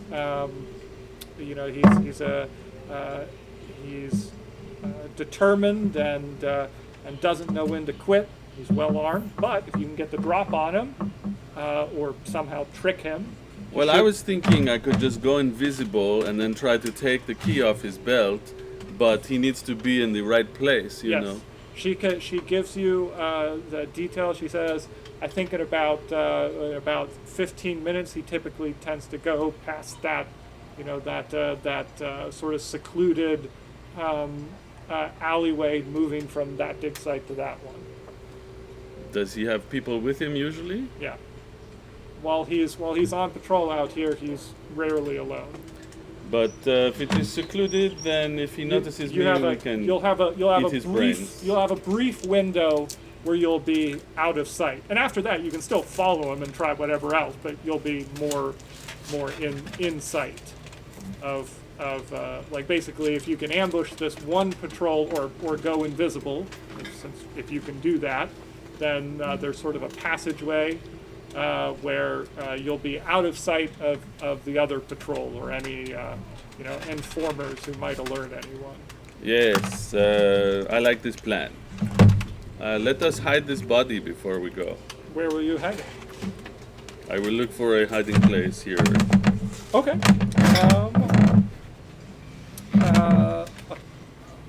Skills that come to mind, you could roll stealth or investigate. I will investigate. Hey, it's a million.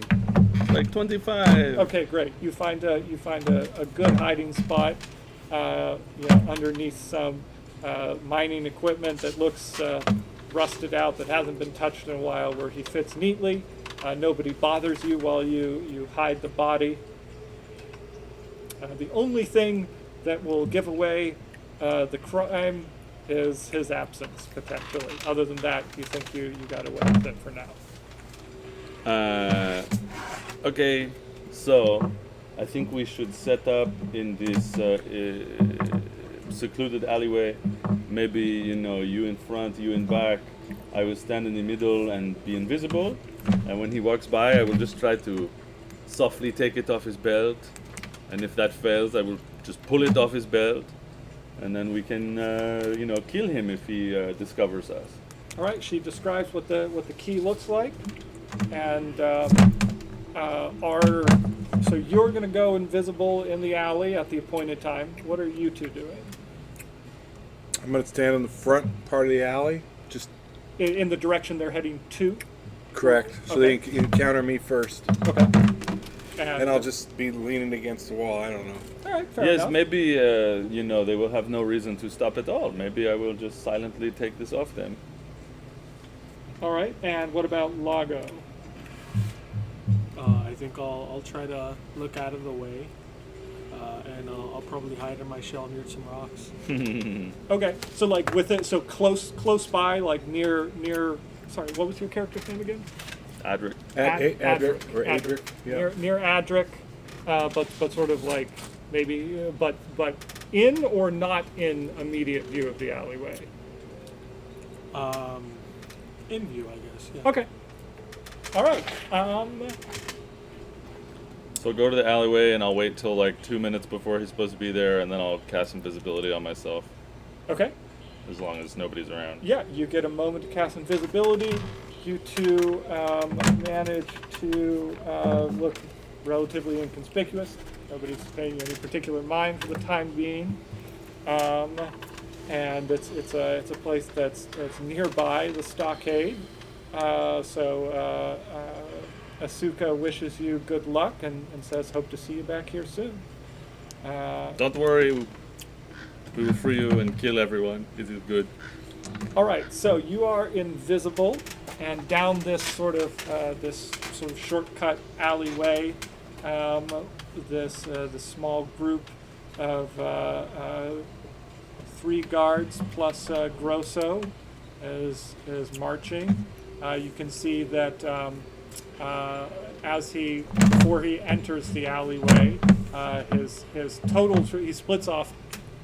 Total, including him, is originally 8. He splits off 4 of them to sort of go patrol somewhere else and kind of meet up in a couple minutes. And so it's him and 3 others coming down the alleyway. You're invisible. Where are you? Like, So if there's anything specific, and what do you want to do? So he's at the one end and he's at the back end, and I'm in the middle. And when I'm waiting for him to walk by me, and when he walks by me, I'm going to try to slip the key off of his belt without him noticing. If for some reason he does notice, I'm going to yank. Okay, I believe that's a sleight of hand. Oh yeah. All right, make your roll. This morning I predicted the future. Okay. And I saw that I rolled a 16 plus 3 is 19. So it's a 19 sleight of hand. You get the key. He notices something is wrong. He's what the fuck? I'm gonna immediately start moving down the alleyway towards him. I'm still invisible, and I'm just gonna immediately start moving down the alleyway that way. Okay, as is quietly as that possible. towards the direction they came from? Mm-hmm. Okay. No, the other way, I think. And you were at the end, and he's at the beginning. Ah, I see. You were thinking of it the other way. Either way, I'm gonna start heading back the way they came. Okay. Okay. Yeah, he's.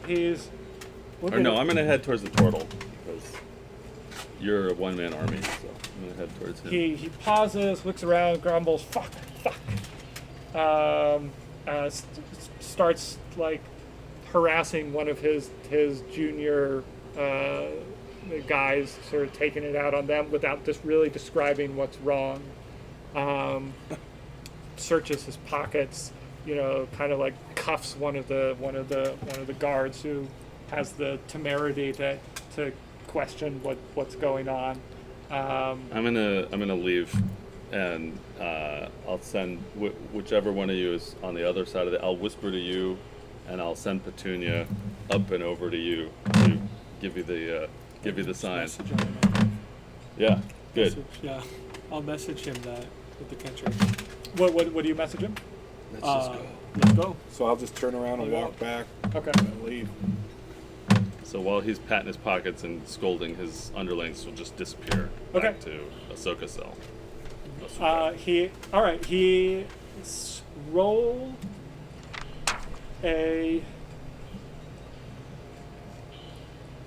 your choice.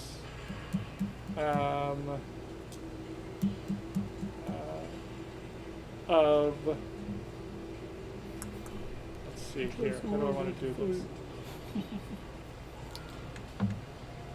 Each of you, as you head back to Asuka, roll your choice of a charisma check or a dexterity check to either remain unseen or be seen but be nonchalant and not draw attention. If you are trained in stealth, you may add your stealth modifier. I'll do the charisma. Even though I'm in plate. I mean, you can still attempt it. In this case, if you are rolling dexterity to remain unseen, then I believe that's at disadvantage. But you could still roll charisma, not at disadvantage, to be just like, yeah, I'm just a guy. I'm That's in plate, what but that's what I'll do. I'm Are they inconspicuous. rolling performance or persuasion or something, or just? If you wish to sort of take a more active sort of confrontation with them, sort of the passive options are kind of like stealth. If you wish to misdirect them, you could attempt I guess a deception, but this is sort of you hear him as you're exiting the alleyway. He's sending men out, in various places to either reinforce places or look for his lost thing. So they've kind of gone a little off script with their patrol. So this is just, gotta do hurry they up. run into you and take notice of you? I'll on just your do way a back? deception. Yeah, go for it. Let's throw it. 14. Okay. 15 plus deception, 5, 20.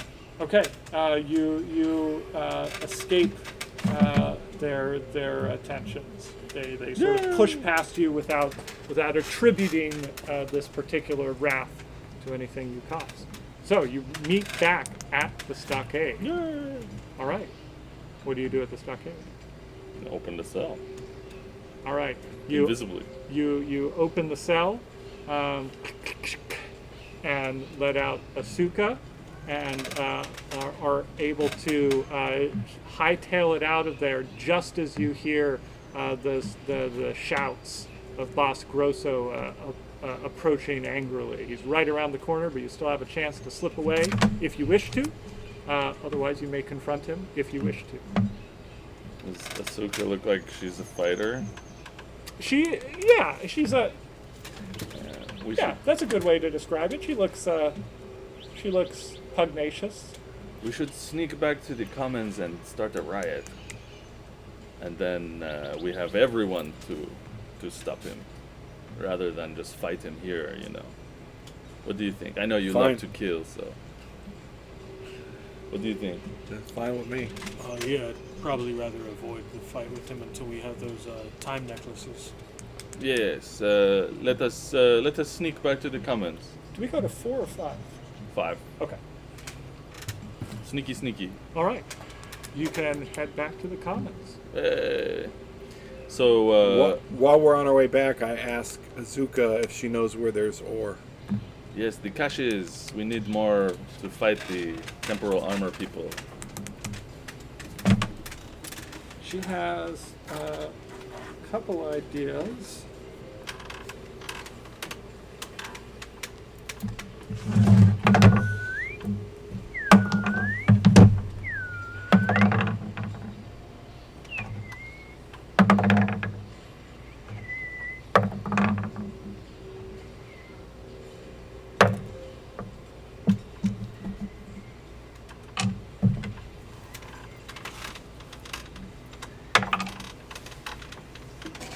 She says that she knows of, aside from the storage, the supply depot itself, under the control of the Chevalier's forces, there's a couple caches that the miners have left here near the dig site, and she can give you directions to reach one of those caches here in the dig site.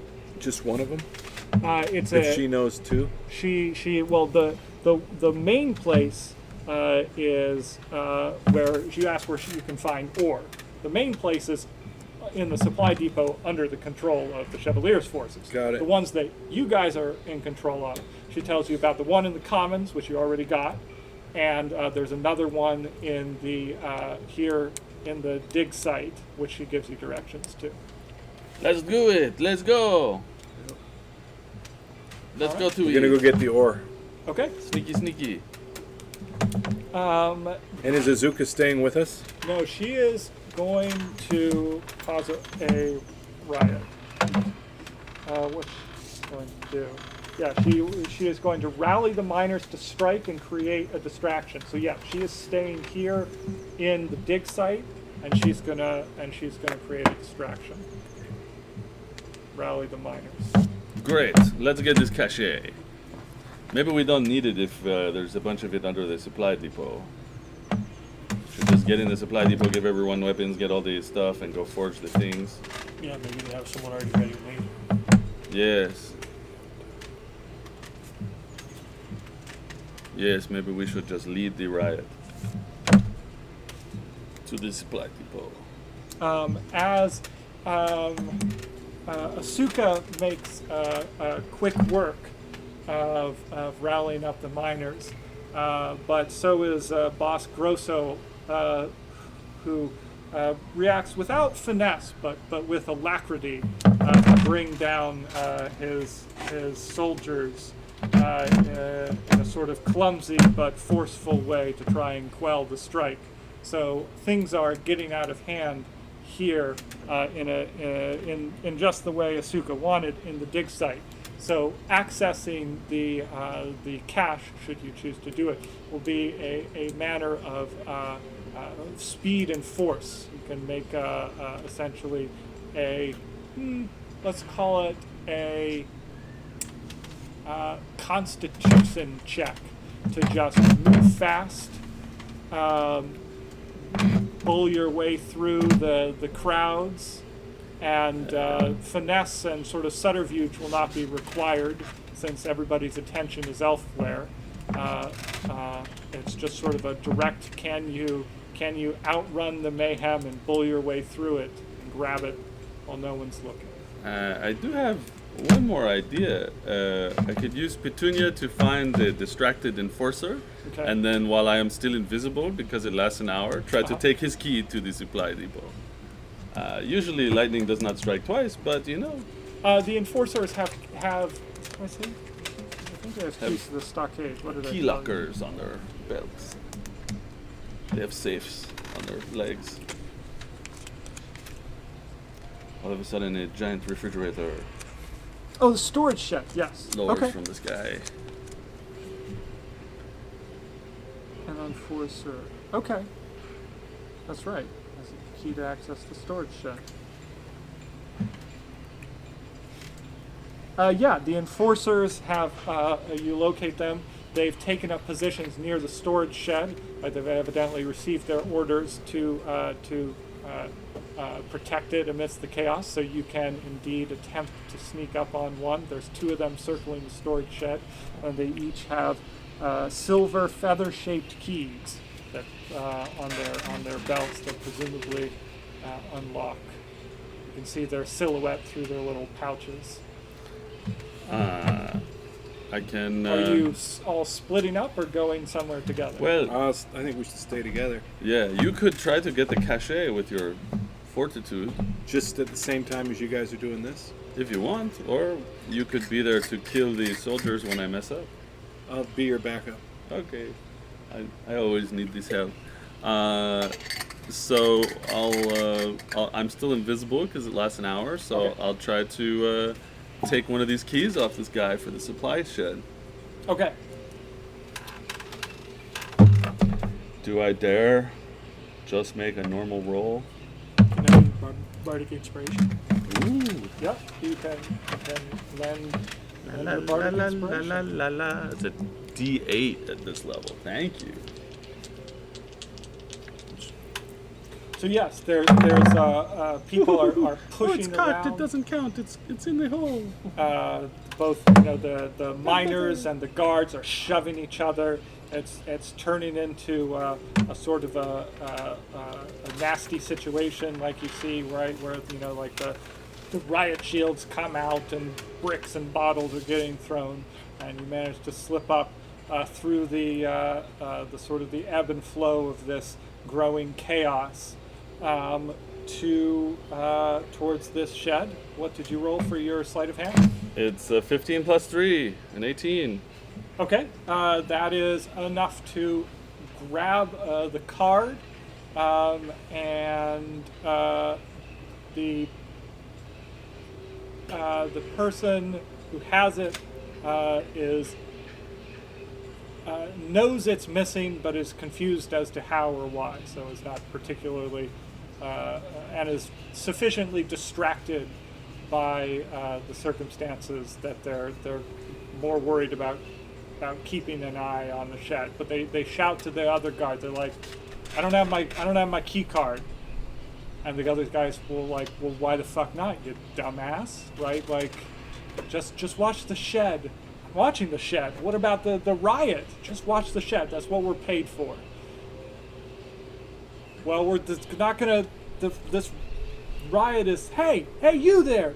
Put that down. That sort of thing. I'm gonna send Petunia to tell Asuka that the supply shed is open. They should come get weapons. Does Petunia talk? Yes. Okay. I think so. I'm gonna look it up.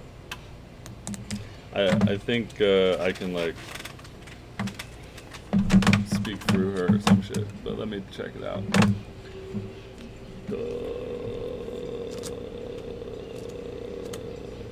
For the time being, we'll just say that she successfully lassies that information to Asuka. Yeah, I'm gonna have her like make the shape of a key card and the shape of a door, like go through it. And the rioting miners start to sort of chaotically move towards the shed in the sort of the surge and ebb and flow. I'll write a little note and put it on Petunia's claw. Okay, you send that message towards Asuka, and Petunia returns, indicating that it was delivered. What are you guys going to do? Want to get ore? Yes, I heard that there is ore underneath the supply depot, so let's go inside and find it. So there's two things, and perhaps I've used them interchangeably, but I need to distinguish them. There is a supply depot, which is a cavern, like a big section. Yes, it's one of the three places. And there is a storage shed. Where you're at is the storage shed, where there's weapons. The supply depot is where the forge and the ore is. But what about the cache that was pointed out to us at the dig site? The cache is is basically where the mining is taking place. So if you move a little ways away, it's within this cavern is the cache, sort of beyond. That's what we want. Okay. We want that cache. Okay. That's the Constitution check to acquire. Is it's sort of in the midst of the riot. I will duck behind him and let him do this. And so make a Constitution check? Mm-hmm. That's a really good one for me to do. 6. Oh crap! 14. 14. That is enough for you to get there, right? But the progress is slow going. You sort of get there, you think like, oh, maybe it's not worth it. Maybe I should just turn around. Then sort of a path will clear, and you'll be like, okay, now we're shove your way through, and you'll make progress again. Then you'll get stalled. So you get the cash, but it eats up time. So between the riots that is destabilizing the work site and freeing Asuka, and then getting the cash, you have advanced the resources of the revolution considerably, but the alertness of the of whatever you call them, the overseers, has also considerably advanced, as well as time passing for the imminent arrival. So you are still ahead of the curve. They still don't know about us. We're invisible. You are indeed have managed to slink under the radar personally. They know something is up, but they have not yet been able to direct their Slinky, attention slinky. towards you particularly. You guys are incognito, and you are now in possession of almost the maximum amount of resources and motivation. So, can we forge? Should we go forge some shit? You can currently have enough resources. Let's see here to forge some stuff. Let's see here. Enough for three little players. Only 3. I'm sure we can share. I only need a little necklace for my little self. You want another water? What else? You want anything, David? I'm good, thank you. Anybody want a snacky snack? No, thank you.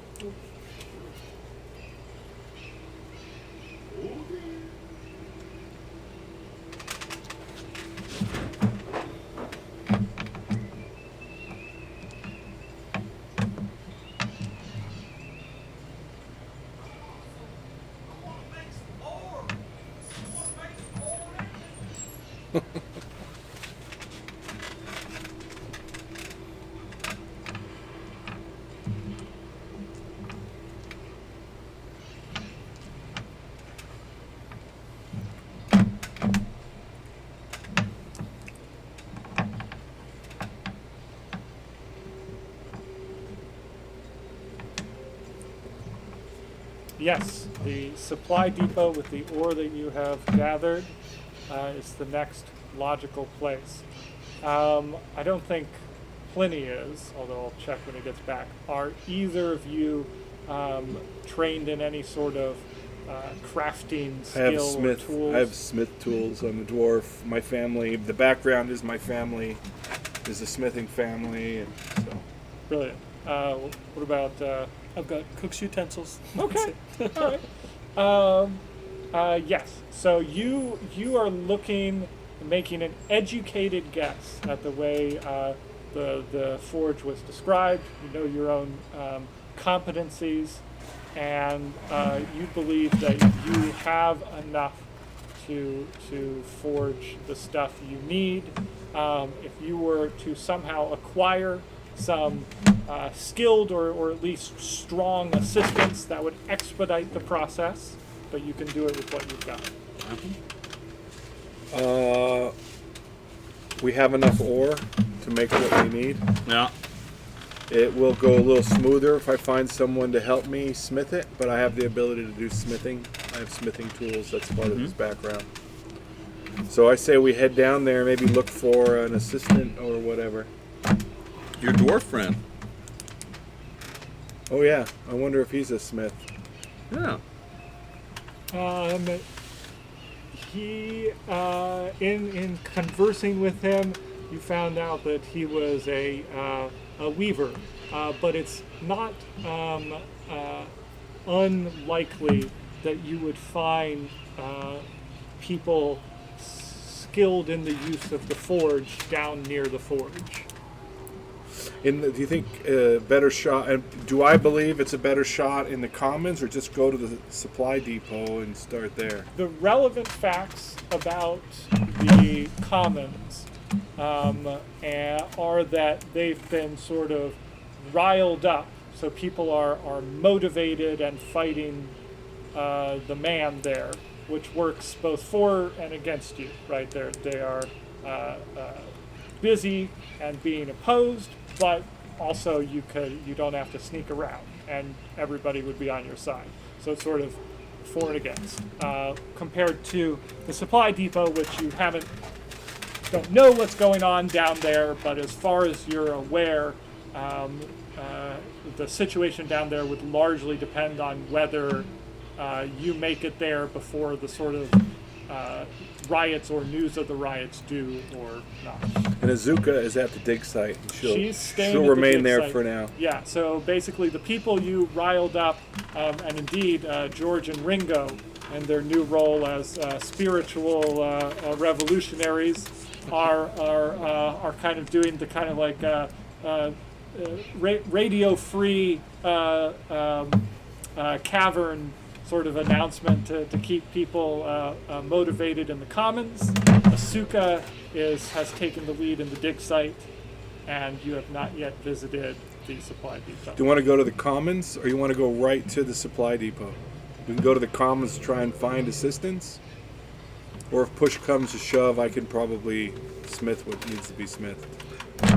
And there might be help at the forge. I think maybe assistance from the commons or just go. Your Yeah. call. My call? I vote for the forge. Yeah, we're gonna go to the supply depot to the forge. All right, you forge ahead. Let's do it.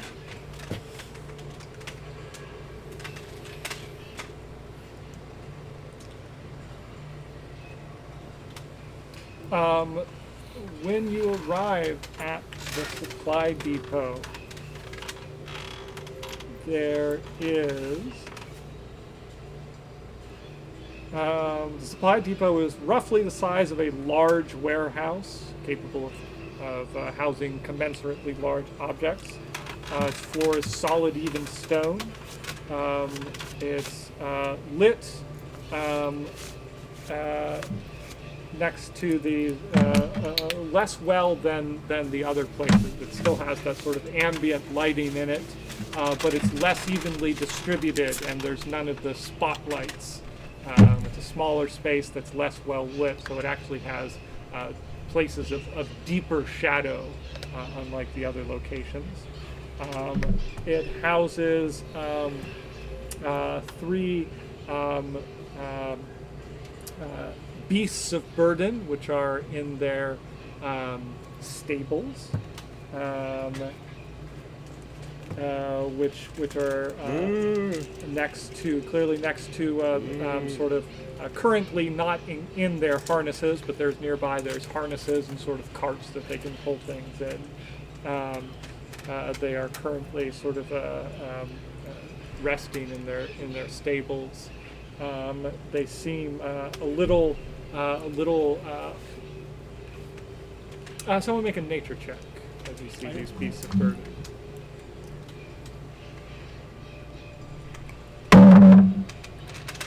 That's 16 plus 7. Okay, they seem to be resting and recuperating because they're undernourished. They appear to have been worked hard and fed inadequately, so they've been taken off duty temporarily. A wall of chain link fence partitions the supplies and the forge from the rest of the depot, blocking entry to casual visitors. The fence stretches up almost but not quite to the height of the ceiling, leaving a small gap between the fence and the sort of irregular cavern ceiling. There are two gates, one small and one larger, one sort of just a human door sized and one big enough to allow the beast of burden to pass, which allow for passage into and out of the area. This is also where the ancient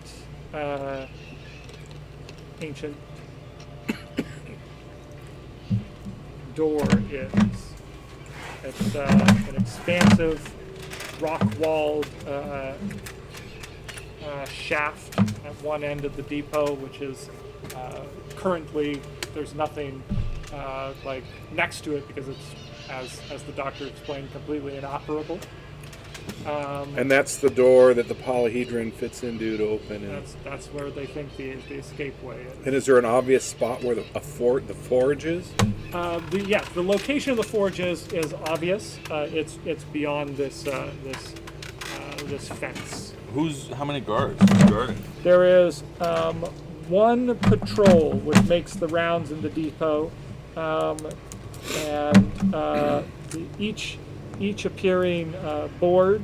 The person who appears to be in charge is the quartermaster, which the doctor may have mentioned to you offhand. Quartermaster Pandano Normani sits at the desk in a uniform too small for him, squinting tiredly at his pile of requisition forms. Work and exhaustion distract him from noticing anything beyond his immediate surroundings. He's one of the blue. He's one of He's one of the guys who works for the man. He's a muscular person with tiny reading glasses, sitting at a desk far too small. He's like a burly, like orc, sighing heavily as he scribbles away at a mountain of paperwork. Behind him, a wall of chain-link fencing obstructs heaping shelves of untouched supplies, and the currently sort of unstoked temporal forge. And then is the vast defunct gateway, and the stables with the malnourished beasts of burden. All right. Shall we just kill everyone? Let's just go in and take care of business. I could try to climb the fence when no one is watching, and I don't know. I don't know. We could give a fake supply chart to the squinty man to make him leave, but he's distracted. Is there assistants or people around running the forge? I know it's not currently stoked, but do I see someone that could be a smith or something like that? Potentially, there appears to be some people who are in sort of commoner's clothes, who the guards are ordering around, who are moving supplies around.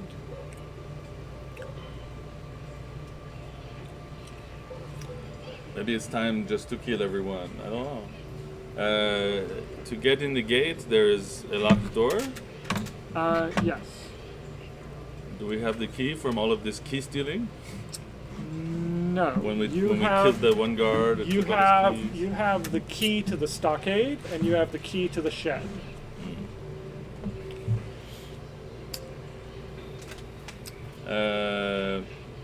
I can.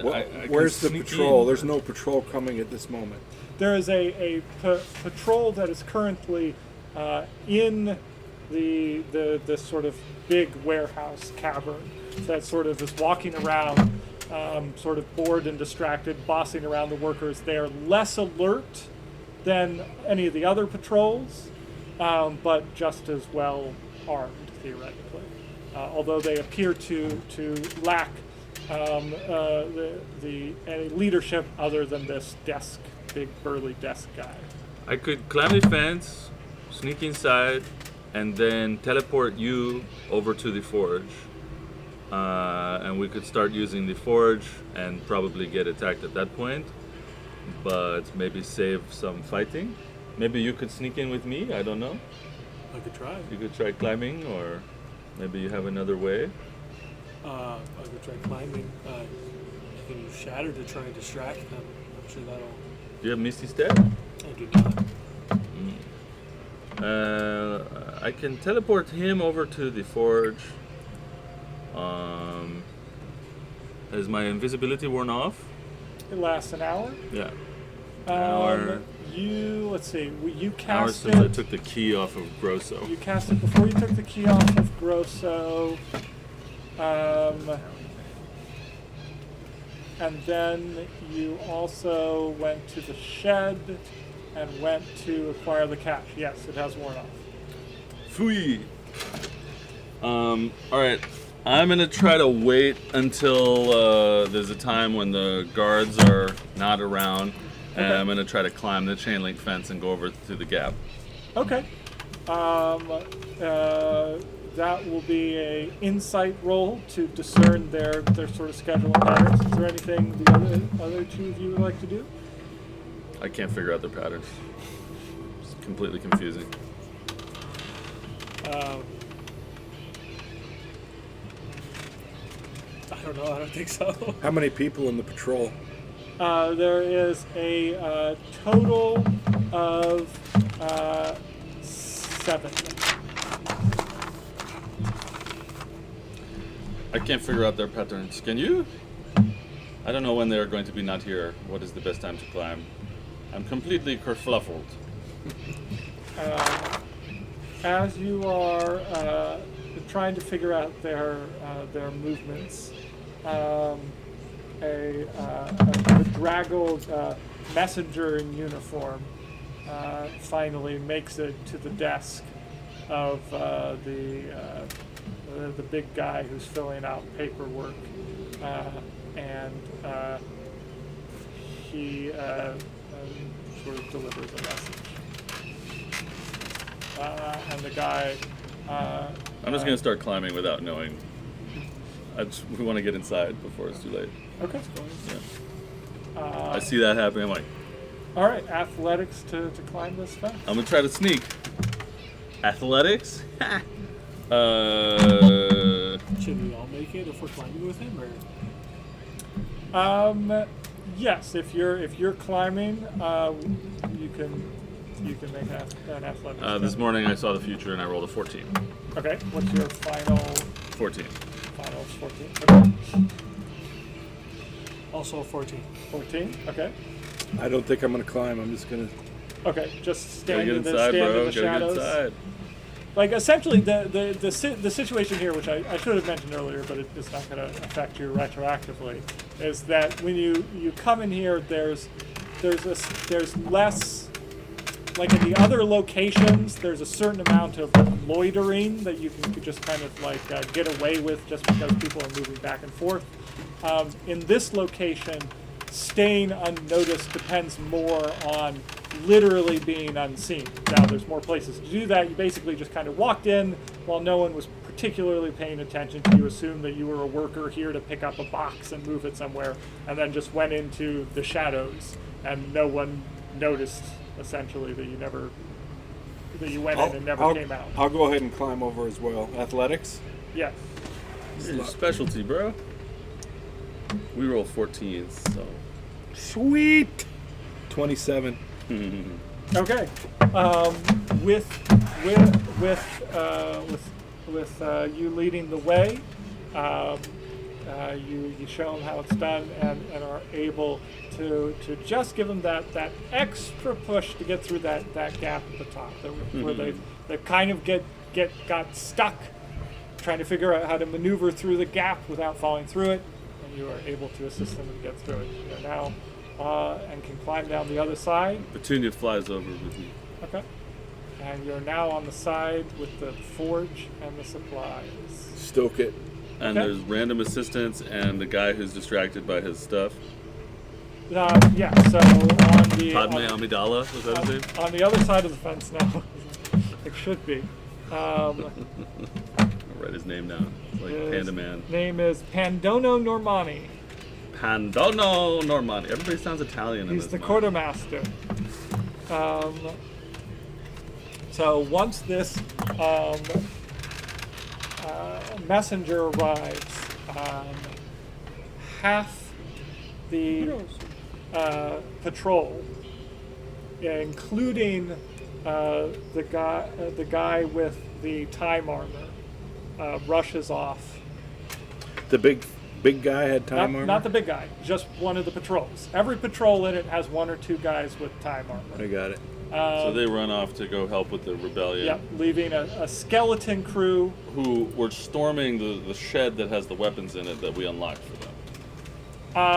Yeah, well, you didn't unlock it, but you Oh, yeah, I told did, them yeah. to storm it. Oh no, the idea is that we got the key for a reason. Yeah, that's that's a good thing to have, but you didn't unlock it. And I mean- don't mean it's like you forgot to and would have if you were the character. I mean the shed was being guarded. But I was invisible and I took the key off the guy's thing, so my intention was to either unlock it or to send the key to them. I feel like those are you can send the key to them with Petunia if you want.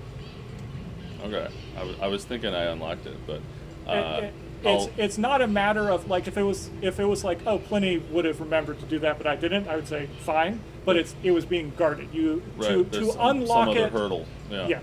So I will have sent it to them by Okay. now. So yeah. Petunia, you send the key with So, Petunia. no, here's the key. Storm the thing. So if they successfully storm it, they will have the key to unlock it. Yeah. Weapons. Okay, so yes, as you are, this sort of all happens at around the same time where you get over the fence and half the guard gets sent away, leaving only skeleton defenses. The quartermaster remains. A couple of these civilian laborers remain, as well as 4 guards, none of whom seem to have any of the special armor. We'll start pulling out all this ore. I'll stoke And- up the forge. and the forge- Get ready to go. Get the tools out. Before you stoke up the forge, you get it going. You're like a couple minutes into heating it up, arranging your tools. When you get sort of noticed, and kind of comically, it's sort of like walking into your own kitchen and finding someone nonchalantly cooking on your own stove. And you're on, and the quartermaster and these guards are on the wrong side of the fence. And the quartermaster sort of like looks more annoyed and resigned than anxious as he tries to like get a good look at you, the 3 of you, and basically asks for like whose orders you're acting under. What What is that sign again? What are your hey you 3? What are your names and who's your commanding officer? Shattered. No, not yet. Lie to him. He looks at his clipboard. We're not doing a forge run till the day after tomorrow. Everything's supposed to be shut down until the Chevalier arrives. Please, sir. Of course, Mr. Normani. You understand. This is a special project that is put together to celebrate the Chevalier. You know John and Ringo, who do the speeches in the town square. I know. Yeah. Yes, yes. It is a project that they have put together to honor the Chevalier with a special forged ore item as a gift. Well, that's bleeding lovely, but unless I have a requisition order signed from someone about 7 ranks higher than John and Ringo, then it's not happening today. Shut it down and go back to your posts. Where are your posts? There's some sort of big hullabaloo happening in the dig site, and you're out here tamping around with the hammers and coals. You go knock some commoner heads or whatever it is you get paid to do. But we do not want to incur the Chevalier's wrath. We must finish this gift. Why are you not in uniform? Hold on. He calls out to All right, his guard. before he starts doing that, I'm just gonna cast hypnotic pattern on him. Okay. What Is there anybody else around him that looks guard-like?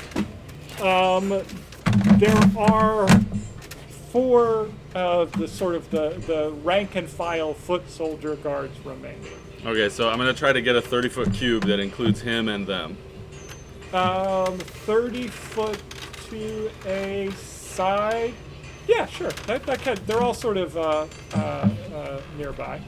Okay, it's a DC 15 Wisdom save, or they're all stupefied. Okay, what does stupefied do?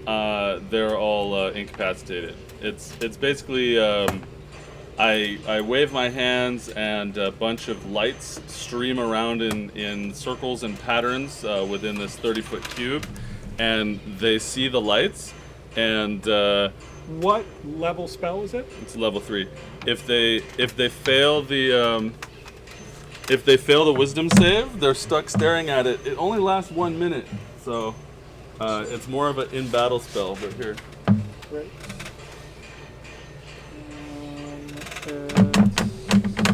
but I'm going to, if it works, I'm going to tie them up. I'm going to tell you guys to tie them up, or I'm going to tell him that we're going to work together.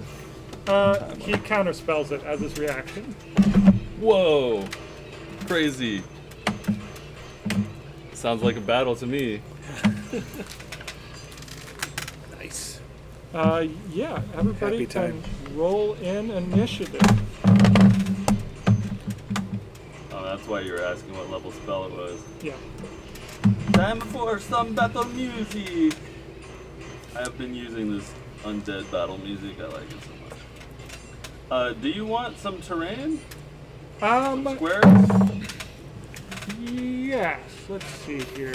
What would be appropriate? We've got the fence. We've got yes. I have my thing that you can draw on, or I have some squares.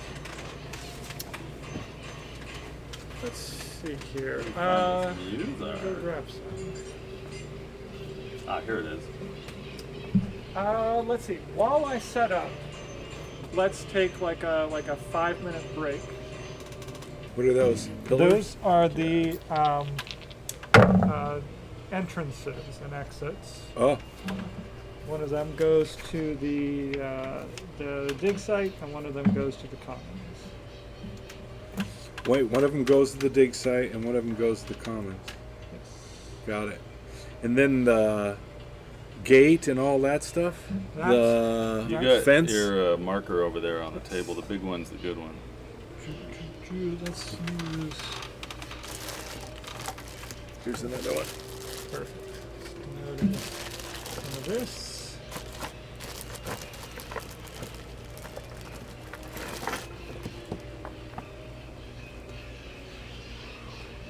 Is that your box of blocks? Mhm. Does your daughter ever play with it? No, yeah. I mean, she's put some in her mouth. But yeah, I really like 3D terrain for battles. So people build all sorts of things, but I realize you buy these 1 inch by 1 inch cubes, they're gonna fill up a 5x5 area, and you can just tape them into whatever shape you want. Right. But I put the cubes out like hay bales, right? You did the scarecrow battle last time? And the cubes are hay bales. These are the stables off to the side. This. Yep, stables. You're gonna release the beast of burden or smoke them all. Maybe. What are the pillars there? These are all just walls. We're going to use these slightly different. We're going to use that to denote the edge of the stables, sort of meeting at a logical right angle. And then this is just some, all of these spare blocks are just going to be like shelving, supplies, terrain of, a movable nature. We've got the guy at he's walked away kind of from his desk.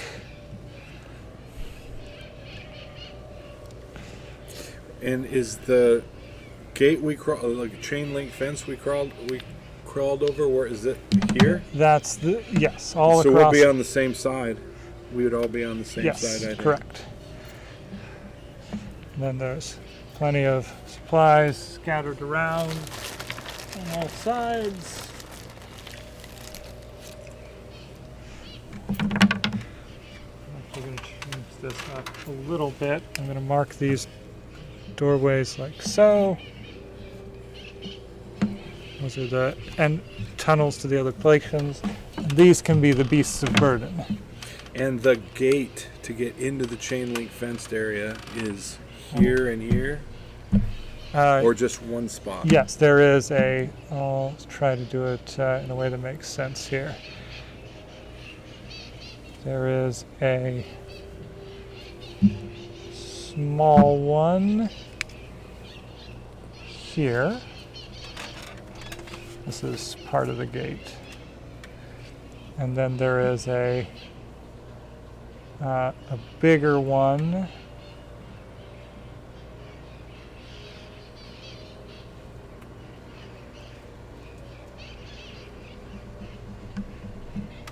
here. And this is this is the chain link. This is more of just like a loaf, like a fence, like to keep in, to keep in the beasts of burden, but like a cow fence, right? They could jump over it if they were motivated to, or you could. Got it. So I'll denote that a little differently. This is sort of a low fence and with a little swing gate here, and then a big fence here.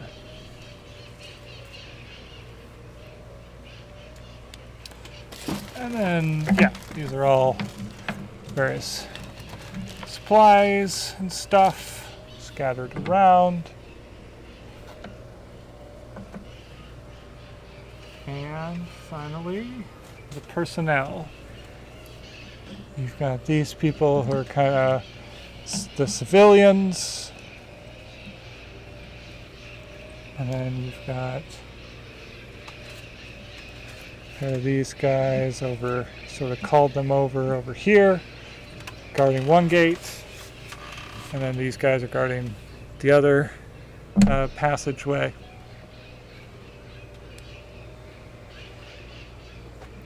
And that's good for now. Am I missing anything? Double check. Description.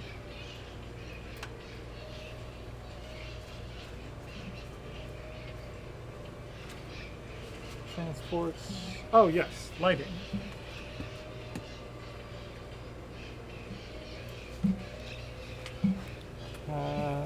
There is lighting around each of the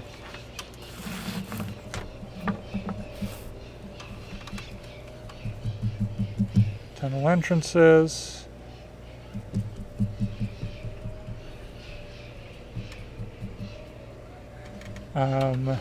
What is that? This is the zone of lighting, right within here. That's where I got there's it. well lit and dimly lit outside of that. Not quite utter pitch black darkness, but quite dark. And then there's a little zone of lighting around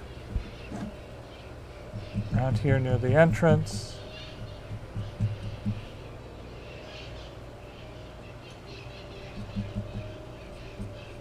And now near you in the forge, sort of the glow of the forge gives you a little bit of light.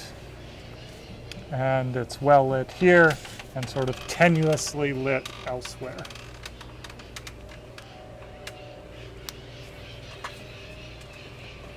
So it's like lightly obscured, Yes, dimly yes. lit in between the things. Correct. And so this is a chain link fence that somebody could leap over. Yeah. And then this is the high chain link fence that we climbed. Yes. And there's one gate in between it. Two. Here and here. Here and here. Yes. Got it. I can demote that a little more cleanly. This sort of goes this one. I see. Perfect.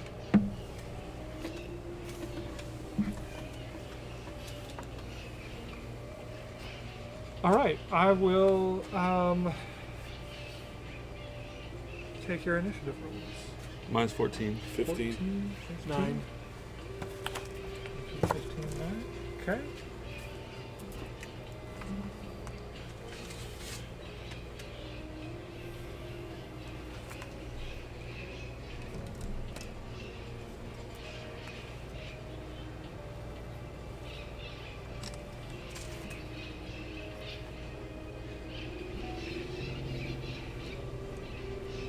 Just another day at the old D&D mines. Time to kill.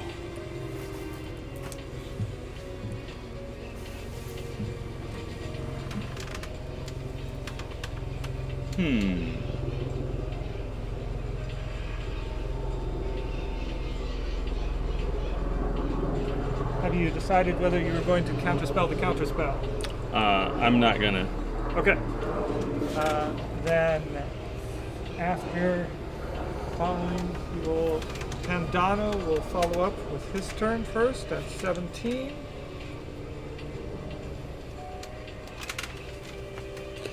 Is he the baldy dude right here?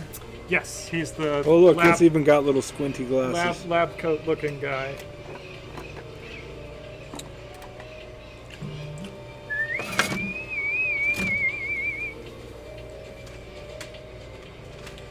Oh, wait. Petunia.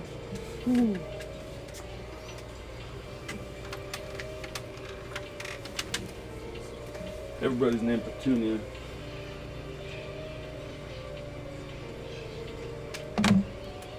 Gotta name it like Minerva.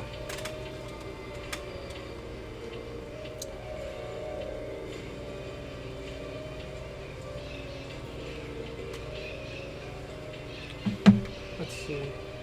My internet is going a little slow. Do you have the actual physical player's handbook? Yeah.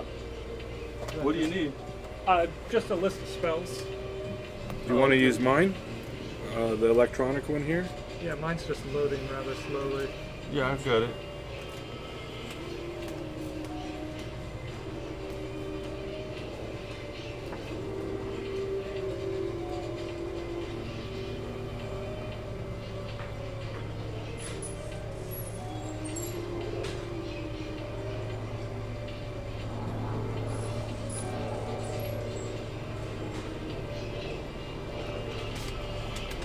If you want me to... You got it. You would prefer electronic or what he's got? I think I can look it up in the book pretty quick. Okay.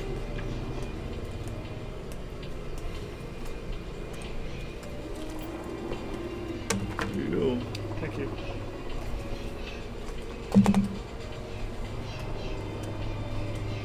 All right. His action, Pandano, will cast the concentration spell of silence. So he's a cleric and a wizard, huh? Good enough. I'll let that pass. On.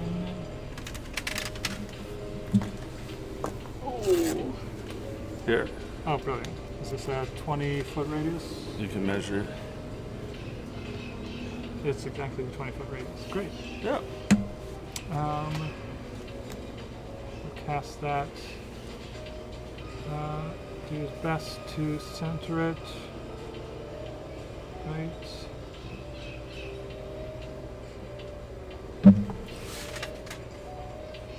Back. We'll just do it back on this corner here.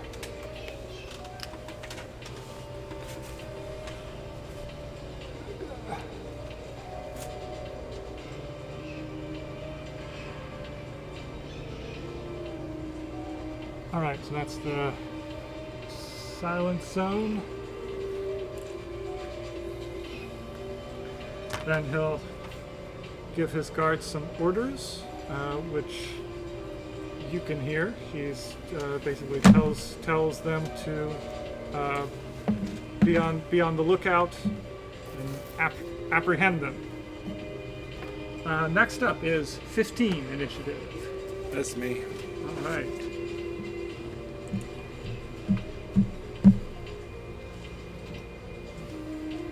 Are you going to do something that I'll get in the way? If I'm going for the door? You do your thing.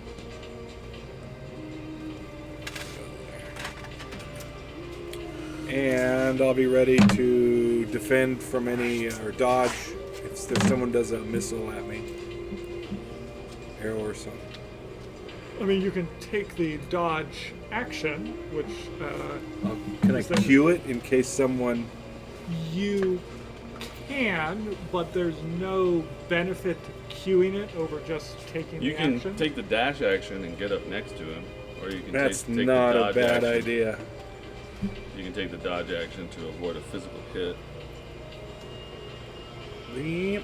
So that's a. I'm gonna dash. I can't closed do gate. anything else. That's a closed gate. Oh, shit. You can attempt So to what's here? break it down or attempt to unlock it. Wouldn't we be on the unlocked side? Be locked from both sides? I mean, it's got a like a padlock on one side. I You will can, just. you can reach it from this side, but it locks both ways. I will take my turn and end it there. Okay. You can dodge at no cost because you haven't taken an action. Dodge just makes you a little harder to hit. You don't Okay. have to, but there's no reason not to. That's what I'll do. Okay. 14. Alright, Lenny. oh, that's both of us? No, that's just you. Okay. Well, Petunia and I are gonna walk out of this silent circle Okay. and get about here.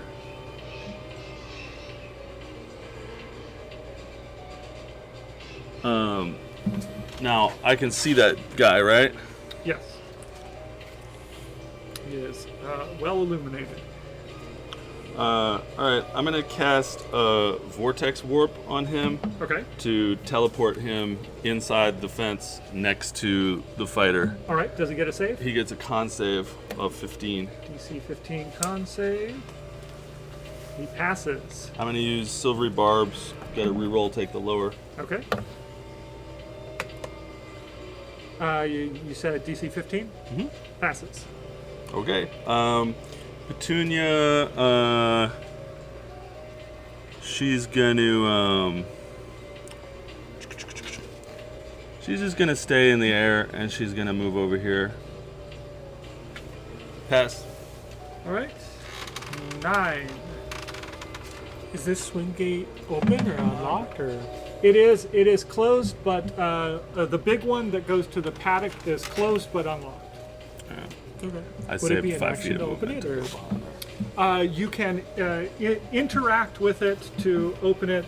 It's not an action, but you basically get one free interaction with your environment as part of your action to go over there and do something. Okay. Is that? I'm gonna go over to the stabled creatures, Okay. and I'm gonna try and convince them to run wild. Okay. Um, Do you have are you using sort of mundane nature, or do you have a particular I was other gonna more use like specialized animal approach? handling. Great, let's do it. Run animal handling to run wild. That is another natural 20. So you succeed. they are going to run wild. I will insert them just after your initiative, so they will go next and Okay. run wild. And would that be an action? Yes. Okay. You still have a bonus action and any remaining movement. So as a bonus action, I am going to give Bardic Inspiration to the... There was a third one I neglected to place there. Does that change anybody's decision about anything? I just forgot to put the third one that I talked about. No, I'll give Bardic Inspiration to the fighter. All right, fighter, you have Bardic Inspiration. You got D8. D8 when I hit or save or whatever. When you hit, ability check or saving throw. At my choice or choose. the next one? Oh, I got it. My choice. Yeah, the animals run wild. Your animal handling is sufficient that they don't trample you. You can sort of get out of their way as they run wild. Which way will they go? Let's see. Yeah, the way they normally go. They're gonna rush through this gate here. One of them. The other two will. What do they look like, by the way? Think of them as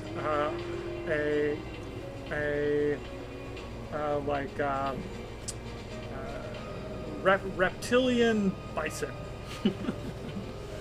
Right on. And these other two will will run wild to go try and start trampling down this gate, just slam into it, and the entire gate shakes as they slam into it and tear at this barbed wire like their horns just tearing posts up from the ground. This one is in the process of like runs by and just completely unnecessarily like shoulder checks this box and like flings it, like strewing supplies from this crate everywhere. You have successfully convinced them to run wild. You knew enough about these animals to be like, I don't know, let's wave a torch in their face and slap them on the ass, and there they go. All right. Next is the mooks and the commoners. Mooks.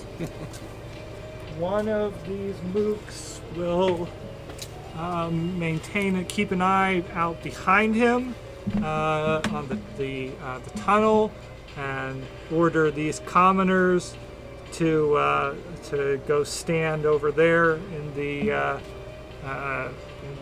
corner and stay out of the way. This guy likewise will keep an eye over here. These two mooks.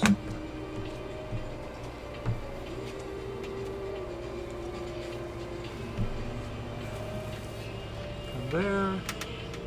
He sees that happening. He doesn't know what the fuck to do, but he's going to leave. That he doesn't want to deal with that. 5, 10, 5.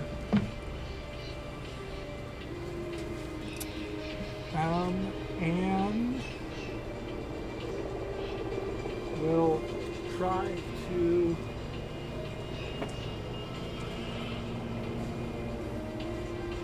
shoot through cover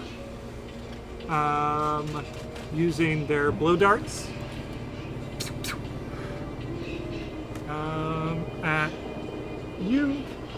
Don't worry about it too much. Going with disadvantage against your AC. This. My AC is Miss. 19. Okay. They both of them missed their blow dart shots. Bringing us to the commoners. Let's see how well they take to receiving those orders. Are they browbeat? High would be no. Low is yes. They are at the moment taking orders. They come hide over here, sort of eyeing the tunnel, nudging towards it, but not yet bold enough to go for it, and somewhat distracted by the shaking of the paddock fence.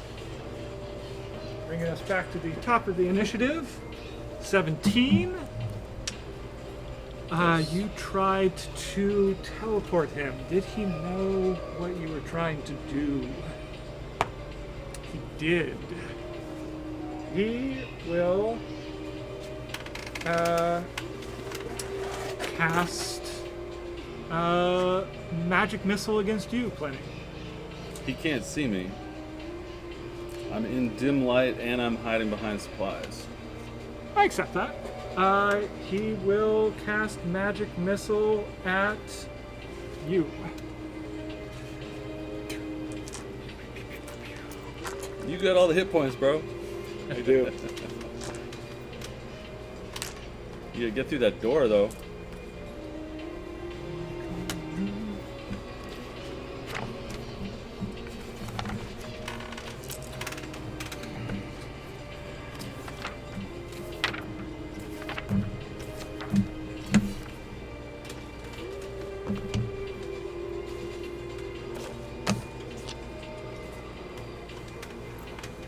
Okay. Doing 3 force damage to you. 3/4. Force damage. Just Gotcha. 3 damage. That's terrible. And then How the fuck did they only do 3 force damage with magic missile? cast it first level. But you add 1 to each roll, so if you rolled 3 1s, it's still 6.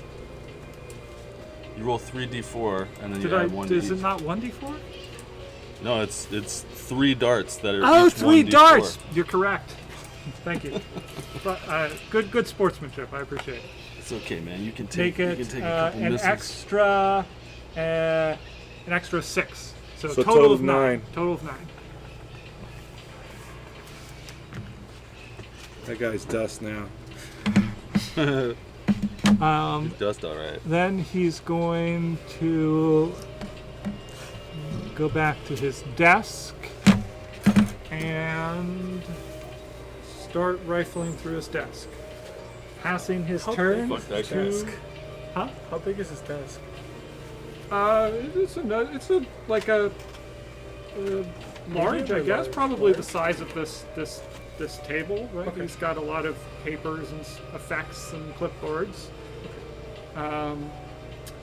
Passing his turn to Adric. Ready? I wonder if I can open that door.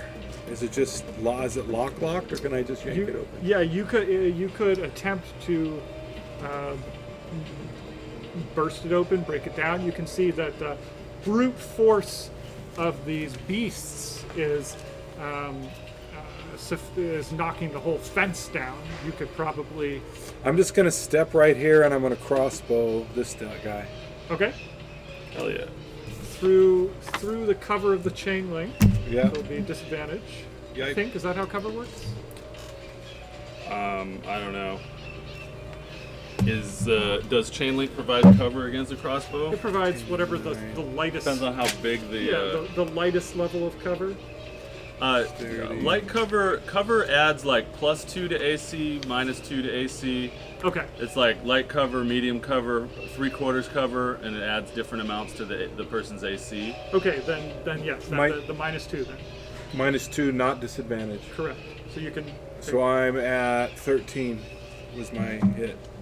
13. Okay, 13 hits. You go, And what is crossbow damage? D8. Heavy it's, crossbow. it's a D12 for a heavy crossbow, Okay. Yeah. plus your 11. dex mod. 12. Okay. 12 points of damage. Eat it! He also has to make a concentration save on his silent spell, which we all walked out of. You are correct. Versus half the Piss on damage this for wizard's 10. grave. He If I can get passes. close enough, I can animate the desk.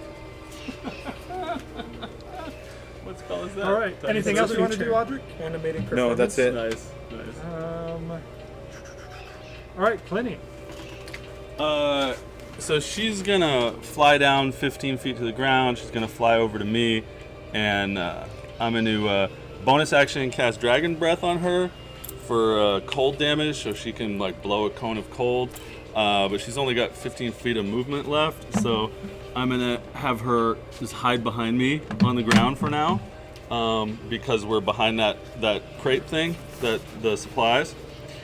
So I'm concentrating on Dragon's Breath, and then I'm gonna peek out from behind this thing and look at the wizard man and cast Mind Sliver on him, and that's an intelligence save, DC 15. Pass. And then I'll move over here to these undisturbed supplies that haven't been knocked by animals yet, and continue standing behind them. And we'll, I guess, Petunia will move up just a bit, just to get some of that going. We'll pass. You know what? She could take the dash action. So she has 5, let's see. 5, 10, 15, 20, 25, 30. All right, she's there. She's got 10 more. So 5, 10, and then 5, 10, 15, 20, 25, 30, 35, 40. Yeah, I'm gonna have her fly, use the dash action to fly up and over the fence, and be up in the air a little bit right here.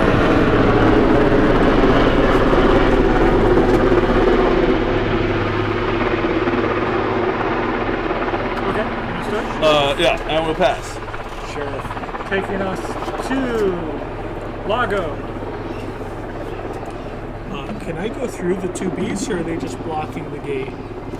They are currently blocking the gate. In addition, the gate is not yet. They're sort of in the process of dismantling it, but it's not. There's room for you to slide under if there weren't the stamping of hooves. It would be a skill check to attempt to get past them. Okay.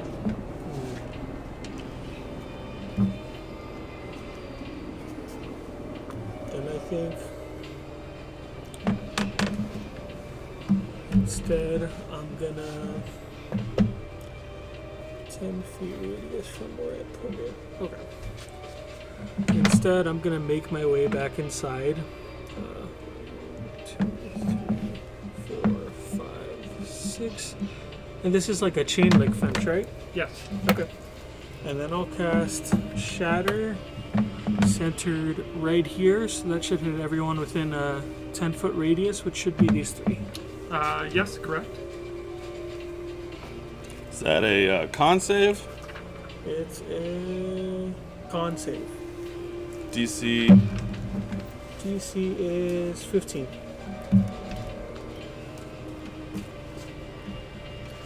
Alright, Mr. Desk Jockey. What's he rolling against? Or half on successful. 6. Fail. 1. That's 17. Fail. They all fail. Okay, that's 17 thunder damage. 17. And he And it Does- damages inanimate objects. Yeah. If you want to damage his desk. just so many clipboards explode on his desk. And he throws his hands to his ears and appears perturbed, annoyed, resigned. For a total 17. Oof. And that's it. I'm not going to use my bonus action this time.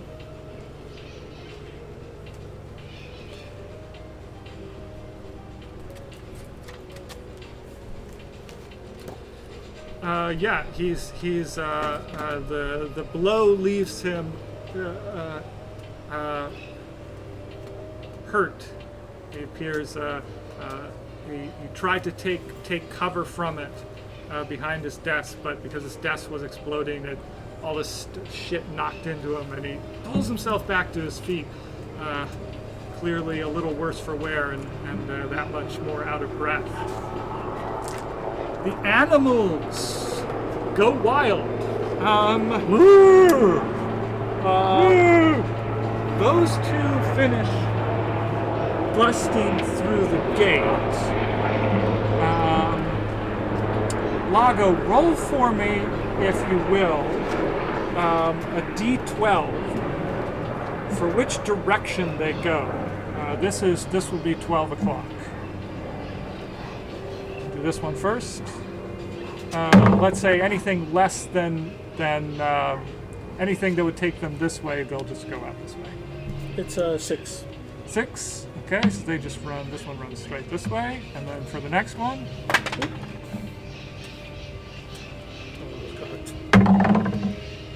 That's 8. 8 o'clock. Yeah, it goes this way, and then finally for this one can go in any direction. 2. 2 bulls off in this direction. And sort of Those are some good rolls. and sort of Perfect. stands there, kind of like shies away from the heat of the forge. They're running amok. The mooks are going to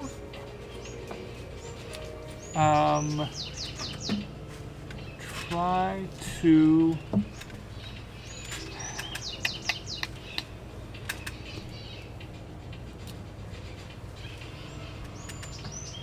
here, come here, and will one of them will unlock the gate The other one will take his pole arm and attack you around that corner with disadvantage. Through. Oh, the other guy already opened it. Yep, he sort of unlocks it. I opens got the you. gate. It's now swinging open. The other one kind of has a weird angle to try and attack you, so make that attack a disadvantage. Missing. Take a second attack. Ooh, that might do it. You said what it was? 19. 19. That hits.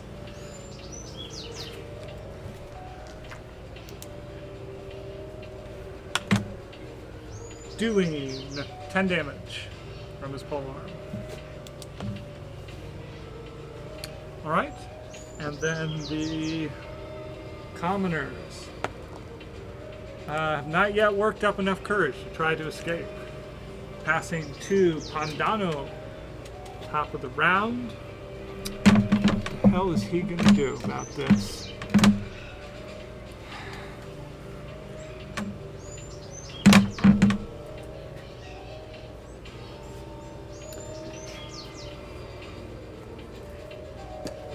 He's going to cast a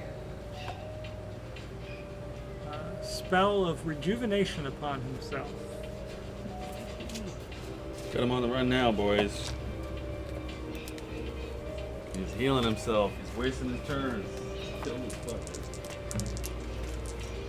I'm with you.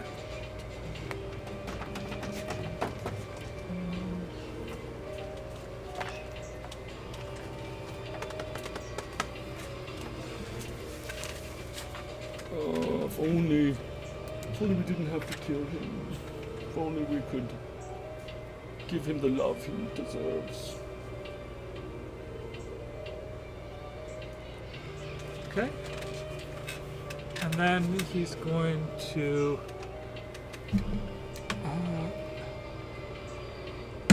take cover in sort of the ruins of his desk.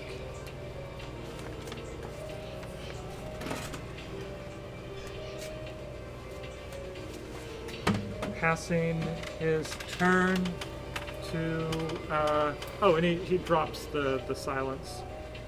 Passing he did ironically make all his concentration checks. Passing his turn to Adric. Okay, I'm just gonna step right here and shoot crossbow at this guy. I can't reach him, can I? He's in the He range, but he's he hiding. has heavy cover, so you would I'm gonna just shoot at this guy. yeah. Sweet. Oh damn! So it's 12 plus this.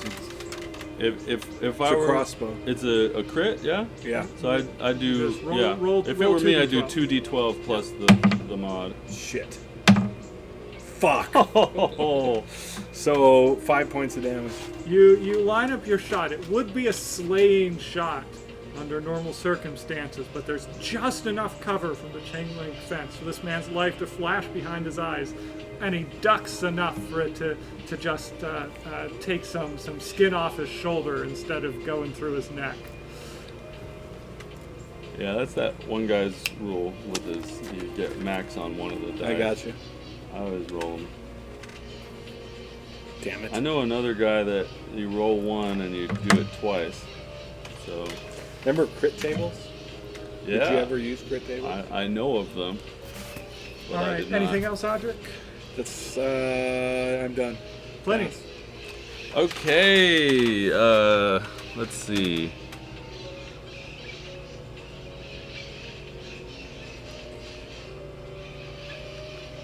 She's gonna stop right here and blow a cone of cold on Homeboy from behind. Okay. So he makes a DC 15 Dex save, Dex save. Passes. and I'm gonna laugh at that. And then she's gonna fly Does he back take, like, one. half damage? What? Does he take half Yeah, damage? he does. She's gonna fly back one, more spot to like be in the back corner. All right. So nice. It's 7. It's 15 divided by 2. Okay.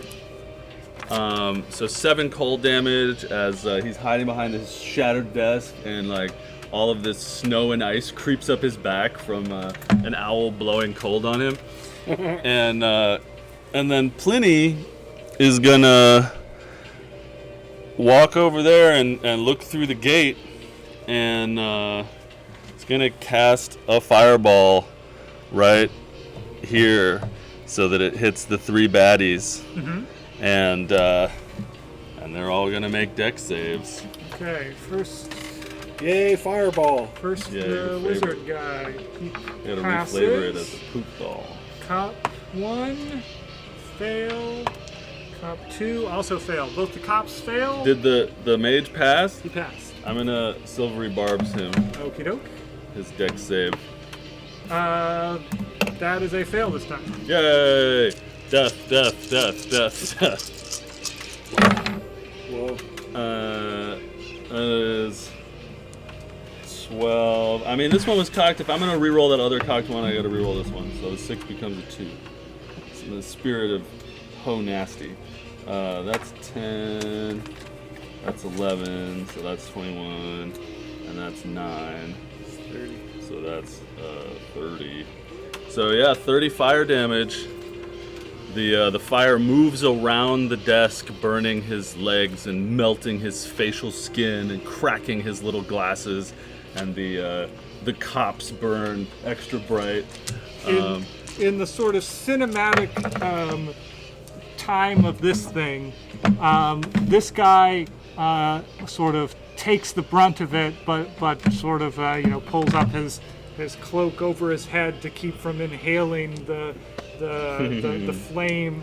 But this guy is just recovering from what he thinks was the closest he'll ever come to death in his life. It's the distraction that crossbow shot provided that keeps him flat-footed, and when that fireball comes, it knocks him out. The gentleman at the desk jockey is also looking very poorly. Oh, did it reach this guy? It's a 30. Is it a 30-foot circle? I do believe. Yeah, because this is a 20-foot circle. I just don't want to hit my owl. But if it's a 30-foot circle, it's going to hit that person too. So. Okay. Does it catch things on fire, or is it sort of the magical fire that only hurts creatures? It goes around corners. It slinkies downstairs, alone or in pairs. Let me It just rolls over your neighbor's dog. look up whether it's going to set things on fire. It's a 20-foot radius, so it's not going to hit that person. Okay. It ignites flammable objects in the area that Okay. aren't being worn or carried. There are flammable. You may consider all of these flammable objects in the area to now be on fire. So now There are boxes and crates that are burning, And- filling the area with an acrid smoke. and his desk is on fire. Yes. So it could burn him if he Yes. doesn't get out of there, Correct. causing some burn damage. That is a risk. Some Bernie Sanders on his skin. Pass. Oh, I hide again. Pass. Lago.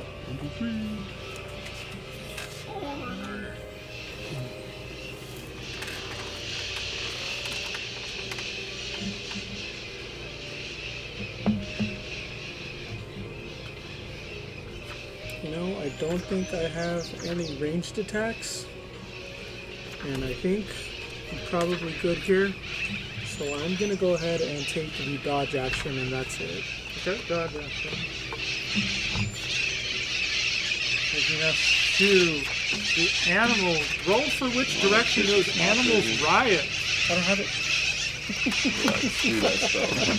That's like how I didn't take silvery barbs in another game. You okay with me first? Yeah. Oh, it's a D12. It's a D8. First one is a 5. 5 is, And we're rolling for this animal? yes, so that's 12. 5 is this way. Yeah, he just kind of tries to run dark corner. Now this one 12. goes straight this way through that stuff here. The last one is a 1. Sweet. 1 o'clock is he's just dazed by the fire. Right. And those mooks take their commands now.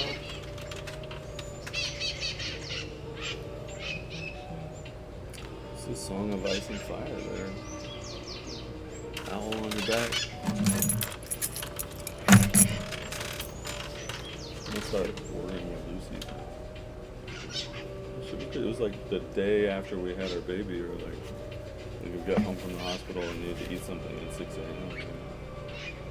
I looked up good breakfast. Yeah. Yeah. He was real nice. All right, they've got 2. Here's what they've got.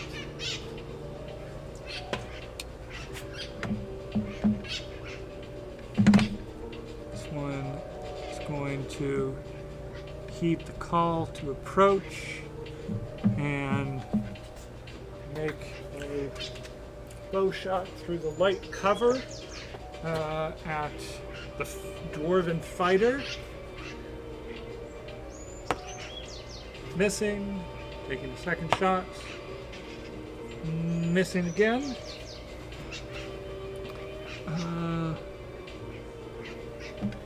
Likewise, this guy. Try to over here take his shot at you, Audric. Bow shots pinging around you. They're picking on my dwarf. Yeah. You're the easiest to see. Absolutely. Yeah, that's what you're for, man. Don't worry. Piece of cake. That's what short rests are for. You said 19 AC? Yes. Miss. And miss. That's why you put all on that armor in the first place. That's exactly right. Alright, commoners can't work up the courage. They're just gonna hide there in the corner. They haven't rolled above a 2. They're not motivated. These were the collaborators. They're just gonna sit there in the corner for the rest of the fight. Cardano has to reflect on the choices he's made. He's In life. melting, he's burning, he's got icicles on his back. Can he realistically fight, or will he decide to do something else? His ears are probably still ringing too. Yeah, he's all shattered and shit. Desk's all fucked up. That he put so much effort into that. I wonder desk. if it's less effective cover now. Yeah, it's probably less effective covered because it's There's- split down yes. the middle and it's on fire. He is going Oh yeah, and it's burning, so he's got to leave move. that place. You notice there's like more parrots now? Yeah. Even I feel more? like they've been moving towards Altadena more. Yeah, I saw like 40 of them. He the wants other to day be on out of the the path back. of that guy. Everything's on fire. He's going to. Maybe the heat messing with their migration. Yeah, we get all the parrots here. How high up is? She's not very high. She's like 10 feet tops. Okay. You can kill her if you want. I'll miss her.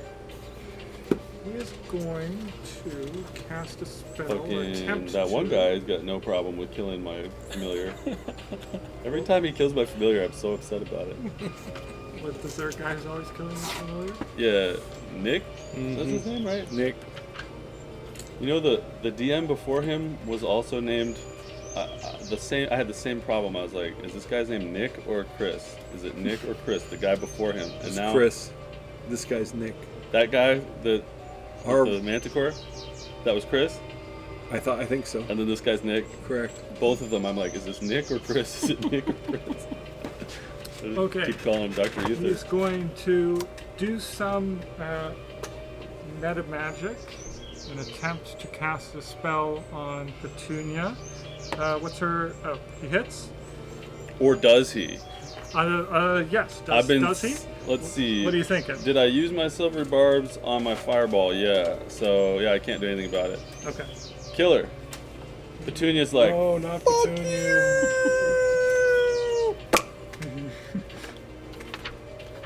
she flips him off with her wings, and she says, "I'm the symbol of the rebellion." She is the symbol of the rebellion, that's true. He doesn't know he just extinguished the symbol of the rebellion. He Well, thinks when you turn a rebel into a martyr, Oh, you're right! That's great. It's the most Petunia could wish for. she can always come back in an hour. Don't tell him that yet.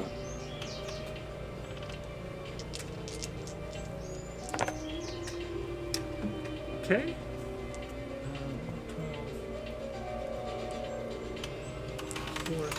16 damage, She dead, yo. and he Familiar's got no HP.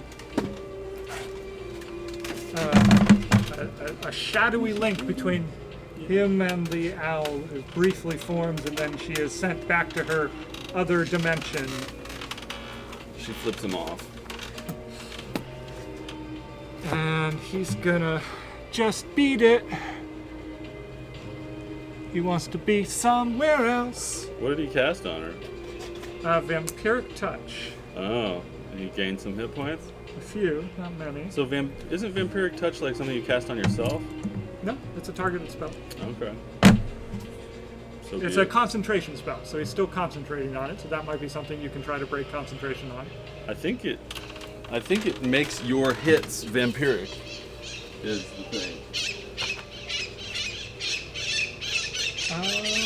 Leading to Adric. I'm gonna use a heavy crossbow at Baldy. Okay. Not disadvantage. So It No looks. disadvantage. it's a melee spell attack. Yeah, Uh, correct. when it's a concentration spell. And yeah, he would have to punch her. He, yes. He walked Normally over it's there and punched her? Normally it is a melee spell attack. But this guy's a bitch. Yep. Alright. 19. Hits. You may roll your crossbow. Come on, baby. It's like the most Shit! powerful 4. quartermaster. When I heard him described, I was like, this guy is nothing. And then he shows up and counterspells me first right off the bat. Bastard. What'd you Anything do? else, Adric? That's it. Plenty. Pass. What'd you do?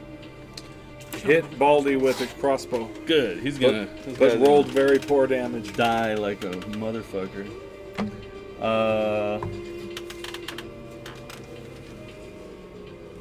I'm thinking.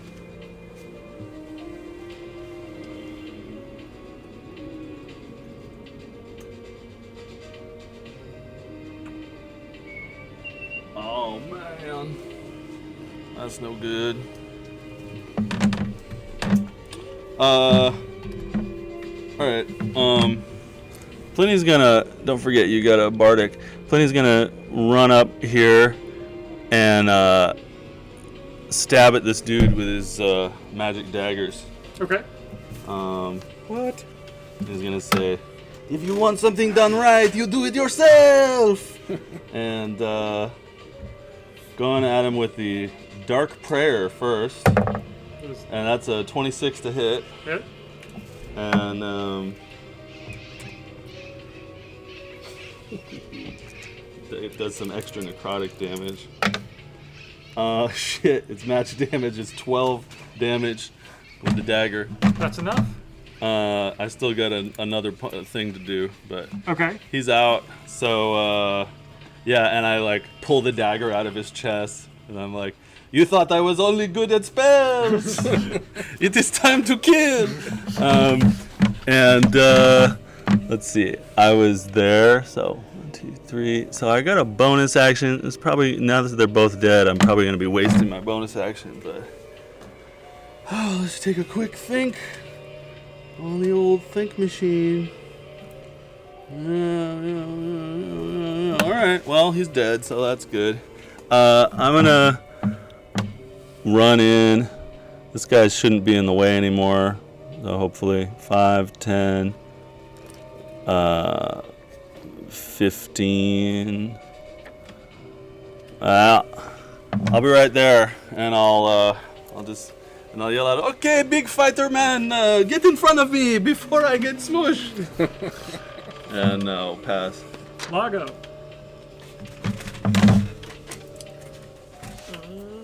Let's see. 1, 2, 3, 4, 5, 6.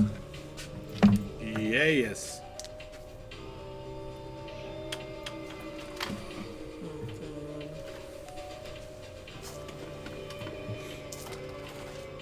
Plenty got upset about the murder of his familiar. Now he's just stabbing people.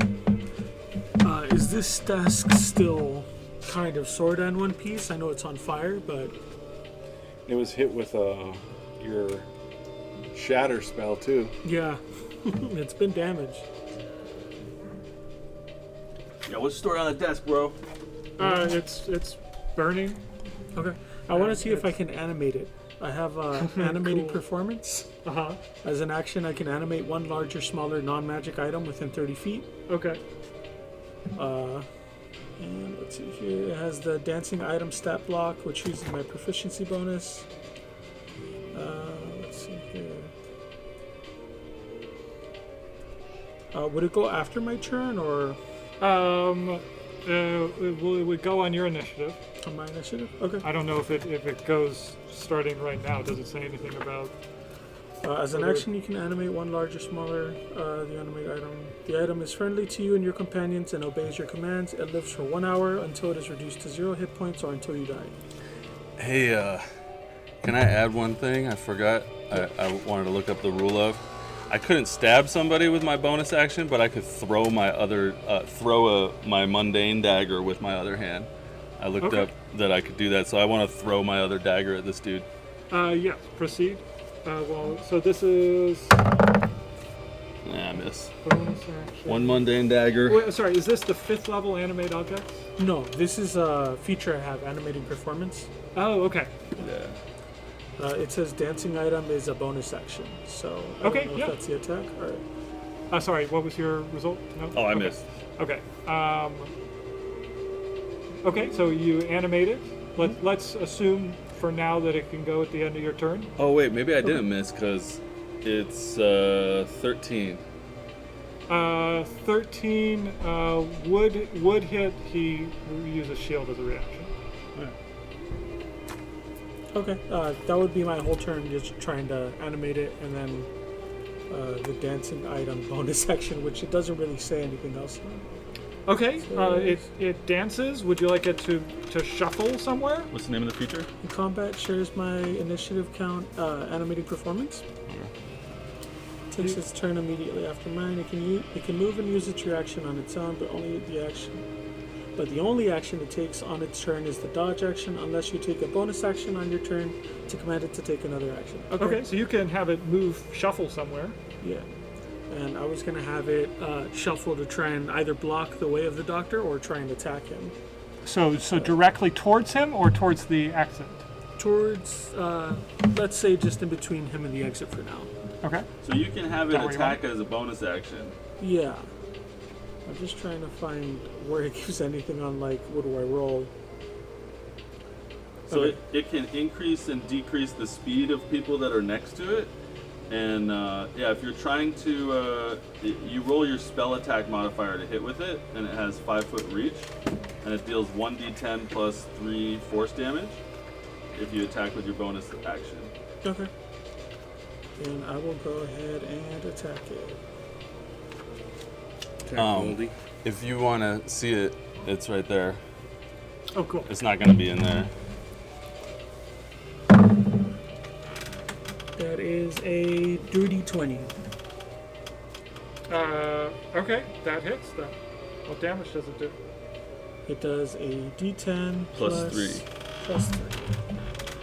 What's this one? Come on, baby. This one. The big old 10. That is a 10. Get So out. 13 damage to the wizard? 13 That damage. Knocks him down, takes him down by his own desk. What does this look like? You see the desk pantomiming what it would imagine, like if it was a beast, it would look like when it was roaring, but it's just the desk kind of rearing up, and then it just tackles him. His own brought low by his own clipboards. You see him clawed under by Yeah. the papers and the burning requisition orders. Well, mark this as a workplace incident. Well done. Okay, yeah, he gets clawed under by the desk. His tiny glass is smoldering in the ruins.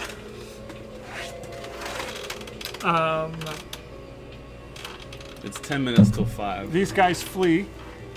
You can each take one more action to try to interdict them or stop them from fleeing. Sure, I'll do a Toll the Dead on one, so he's got to do a wisdom save.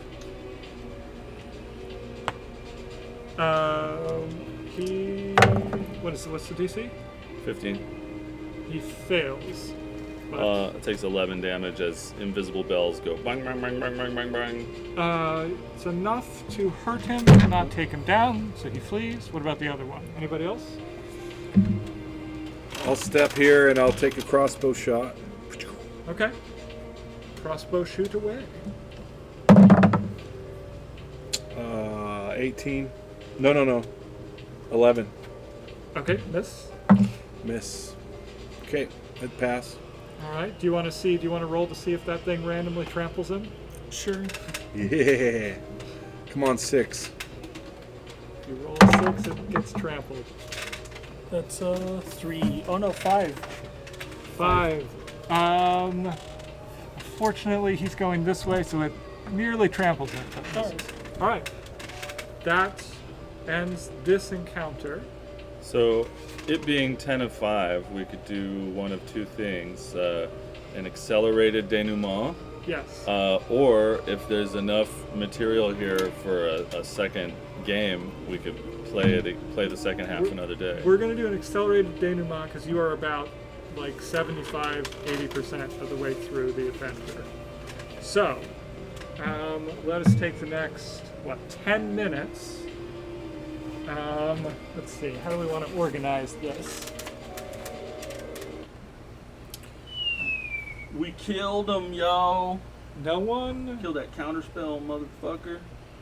you can go back to the forge and work your smithery to equip yourselves. You can easily enough browbeat the civilians into pumping bellows and so forth to speed it up while you do the I will do that technical skills. to create whatever we need. Like, is it different things for different of us? You essentially the form it doesn't matter. You create sort of crude but effective bracers just because you're in a rush and sort of a simple gorget. Enough that it actually acts as armor, but enough that you can slip it over and integrate it with your existing equipment. And essentially, what it does is it will allow you to fight on an even footing with other people who have temporal armor, negating their advantage. Additionally, if you happen to be fighting with people who don't have temporal armor while in these caverns, it gives you a significant advantage. Basically, it gives you plus 10 to all your rolls and saves and AC Hell yeah. against someone who doesn't have that stuff as you So slip in and out of time. I will get to work forging that stuff. And if we're staying here, if we're fighting more, I would short rest, get a spell slot or 2 back, and I'd probably ritual get my baby back. You P2. 3 means of destruction.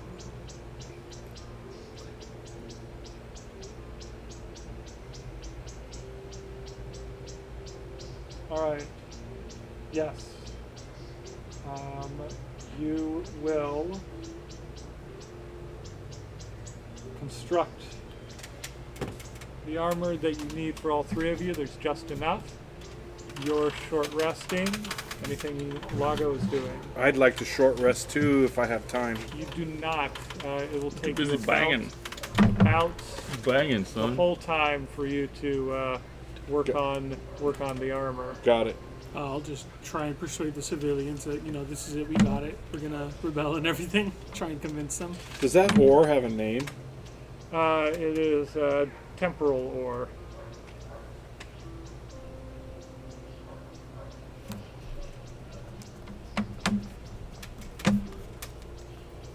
I would short rest and ritual cast find familiar to bring her back.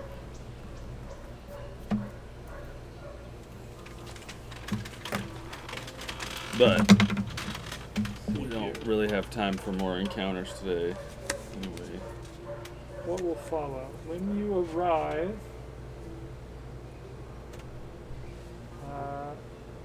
back at the dig site, equipped as much as you can from this place, you will find the dig site in chaos. Striking miners defiantly throw down their tools and jeer enforcers on foot. One of the soldiers struggles to marshal a ragtag squad of enforcers. Boss Grosso's voice booms out, trying to secure the area, still fighting vainly against the wave of revolution that is overcoming the place. When Asuka uses her key card to get everybody weapons. Yes, in the course of while you were in the supply depot, they overwhelmed the shed and equipped all the miners with weapons. And when you arrive, you turn the tide of that was barely being held by their armored soldiers, holding off numbers, outnumbered 20 to 1. But once you arrive on even footing, they can no longer hold against the overwhelming numbers, and they fall back.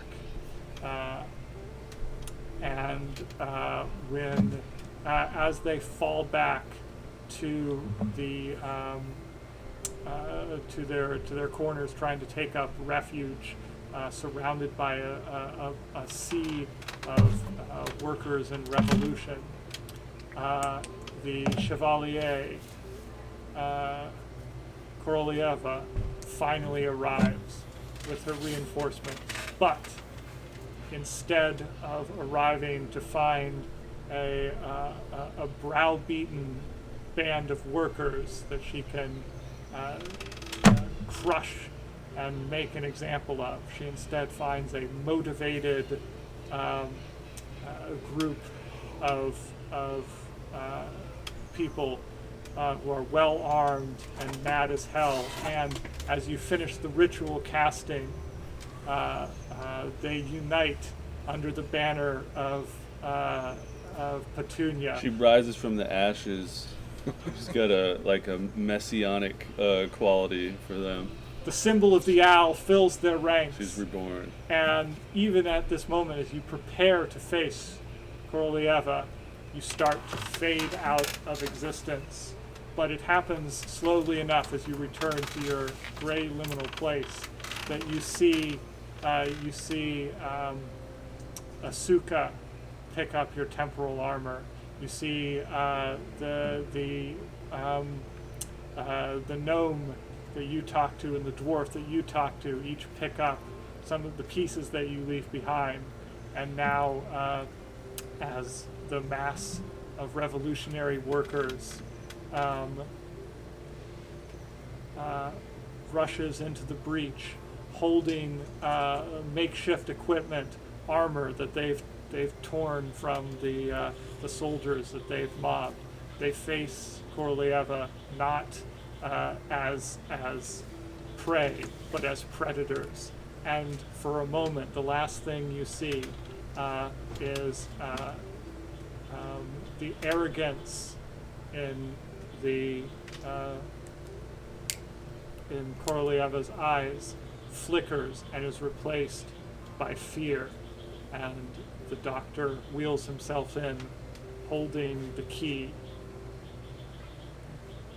and with motivation and intent purpose, wheels himself towards the gateway, the mass of humanity rushing forward, dauntless, to clash with Korolyeva, and you fade out. As we fade out, I go. Yeah. Sweet. Good Well game. done. That was awesome. You have left the Kestrel Caverns, soon to be renamed the Caverns of the Owl, Petunia's, on the brink Petunia's on the dead. brink of probably a victory, but in either case, a future that they will have, that you set them down the path on, and that they will achieve whatever it is they achieve, motivated to action by your example. All right, let's do some checkouts. Very cool. Does anybody have inspiration? I don't think anybody has inspiration, right? I do not. So we'll do something you enjoyed about the session itself, our DM and prep and the game, the session itself. Something you enjoyed that another player did, and an inspiration vote. David, you're up.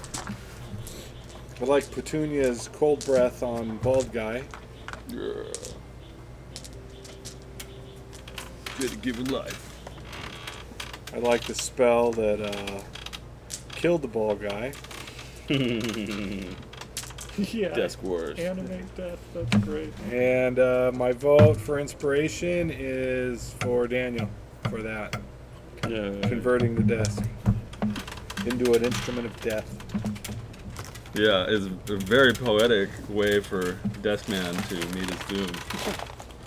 Flaming shattered desk. Sir? Something I enjoyed about the session was John and Ringo, where I thought that was great. I was expecting to hear the war drums being played by them as we fade out. Yes, you did. I neglected to mention it, but they're definitely at the forefront. Something another player did. Yeah, that fireball. That fireball. was good. Fireballed. Thank I goodness. love fireballs. They're so it's like the only powerful spell at that level, and I want to avoid using them, but it had to be done. Yeah. I could have hit yeah, whatever. It had to be done. It's just the first time I've seen fire, because I know Fireball's like famous for that, but it's the first time I've seen it used. I don't play with a lot of wizards, I feel like. Yeah. Well, I avoid using it because it's purposefully slightly overpowered. But if I reflavor it like water ball or dirt ball, then it feels a little bit less like classic fireball. But anyway, you gotta deliver that damage. So. And then I really liked the just shooting through the crossbow through the chain link fence. I thought that was hilarious. Because all I can think of is people fiddling with their keys while they just keep getting shot. But yeah, I'd give the inspiration to Jake, I think. And I think that's it. Sweet. Thanks. Yeah, well, I really like the, I always enjoy, this DM with his incredibly detailed descriptions and interesting world. You know, did you use modules for your other ones too? Did you make up the plane one? I based them on, I think the plain one, no, was not based on the model. This one was the most by the book one I've done Right. so far.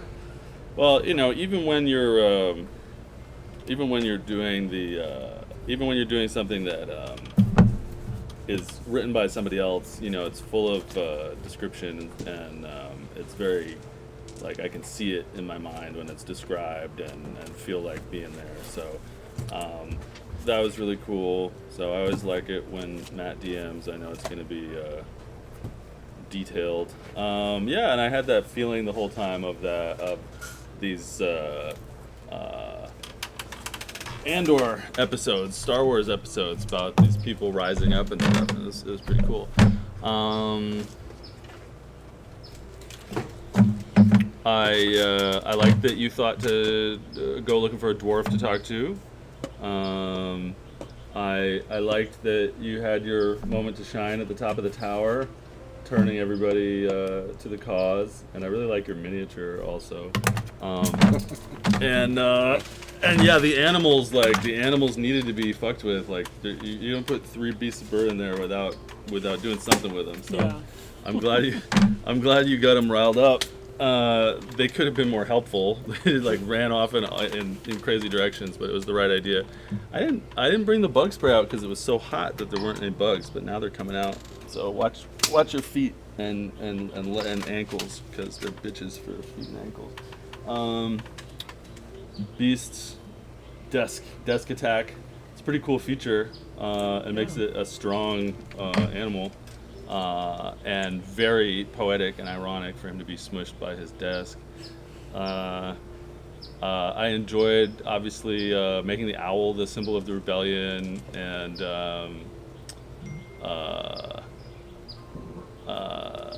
I'm glad that Fireball helped, because this dude is passing all his saves.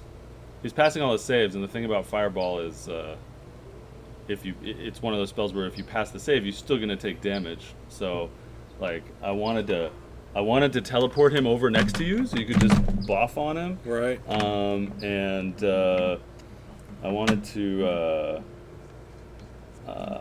just freeze him in place with Hypnotic Pattern, but if he passes that, it's fucked. So anyway, thank goodness. Yeah, I would have liked to play more. I'm sure like battling the Chevalier is fun and stuff like that, but we only got to 4 hours, so yeah. I'm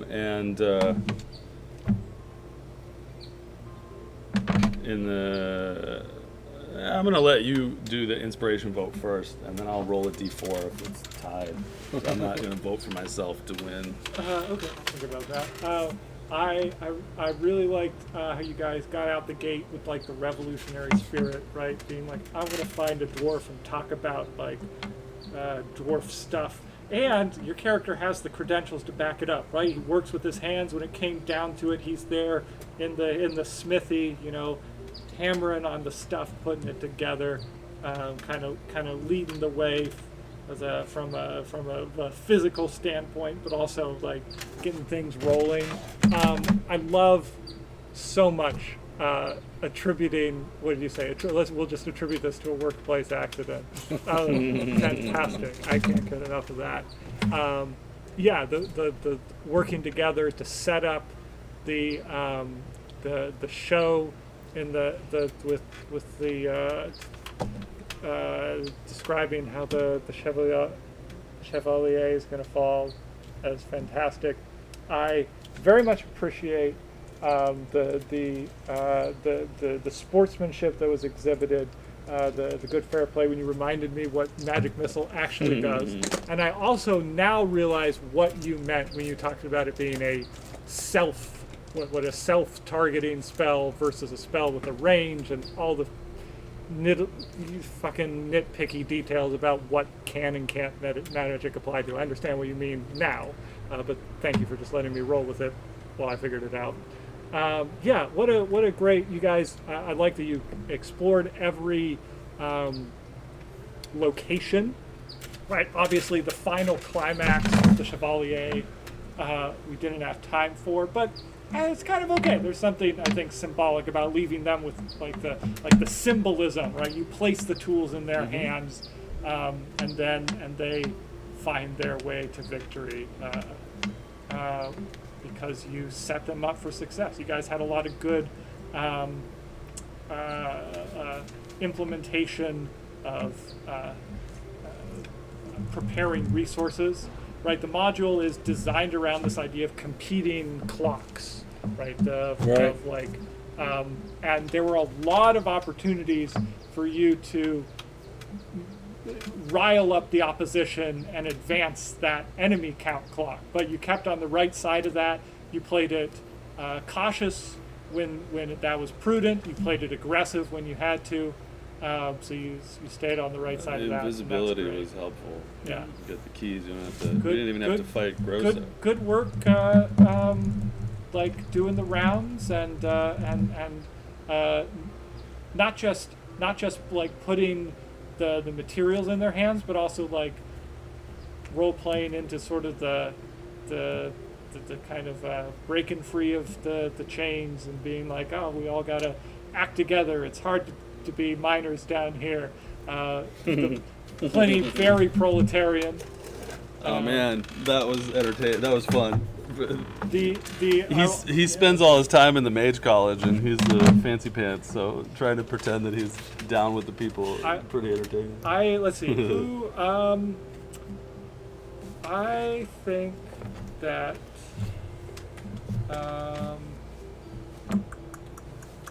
I think Lago would be my vote for inspiration. And I'll just leave you with this one last little sort of peek behind the curtains. This module is that I really like the sort of the through line of it. The original module is a Lancer module, which is a sort of science fiction mech combat setting, which was fairly straightforward to rework into D&D. You know, kind of finding trying to find equivalent threats. But the central premise of the module as written is that you have to,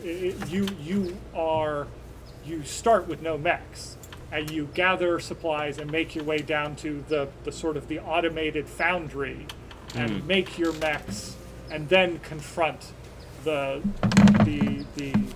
forces in the caverns that have their own mechs. And I sort of tried to represent that sort of intrinsic power disparity to be like, if you go up against these guys before you have this equalizer, then I figured you either made up the temporal armor or you chose this because it had temporal armor in it because you really like time travel stuff. well, the temporal aspect was a sort of a simple sort of a callback to the established time travel setting thing, but really it was just a mechanical, or I guess the flavor to justify the mechanical disparity that was supposed to exist, but in the forms of they have mechs and you don't yet.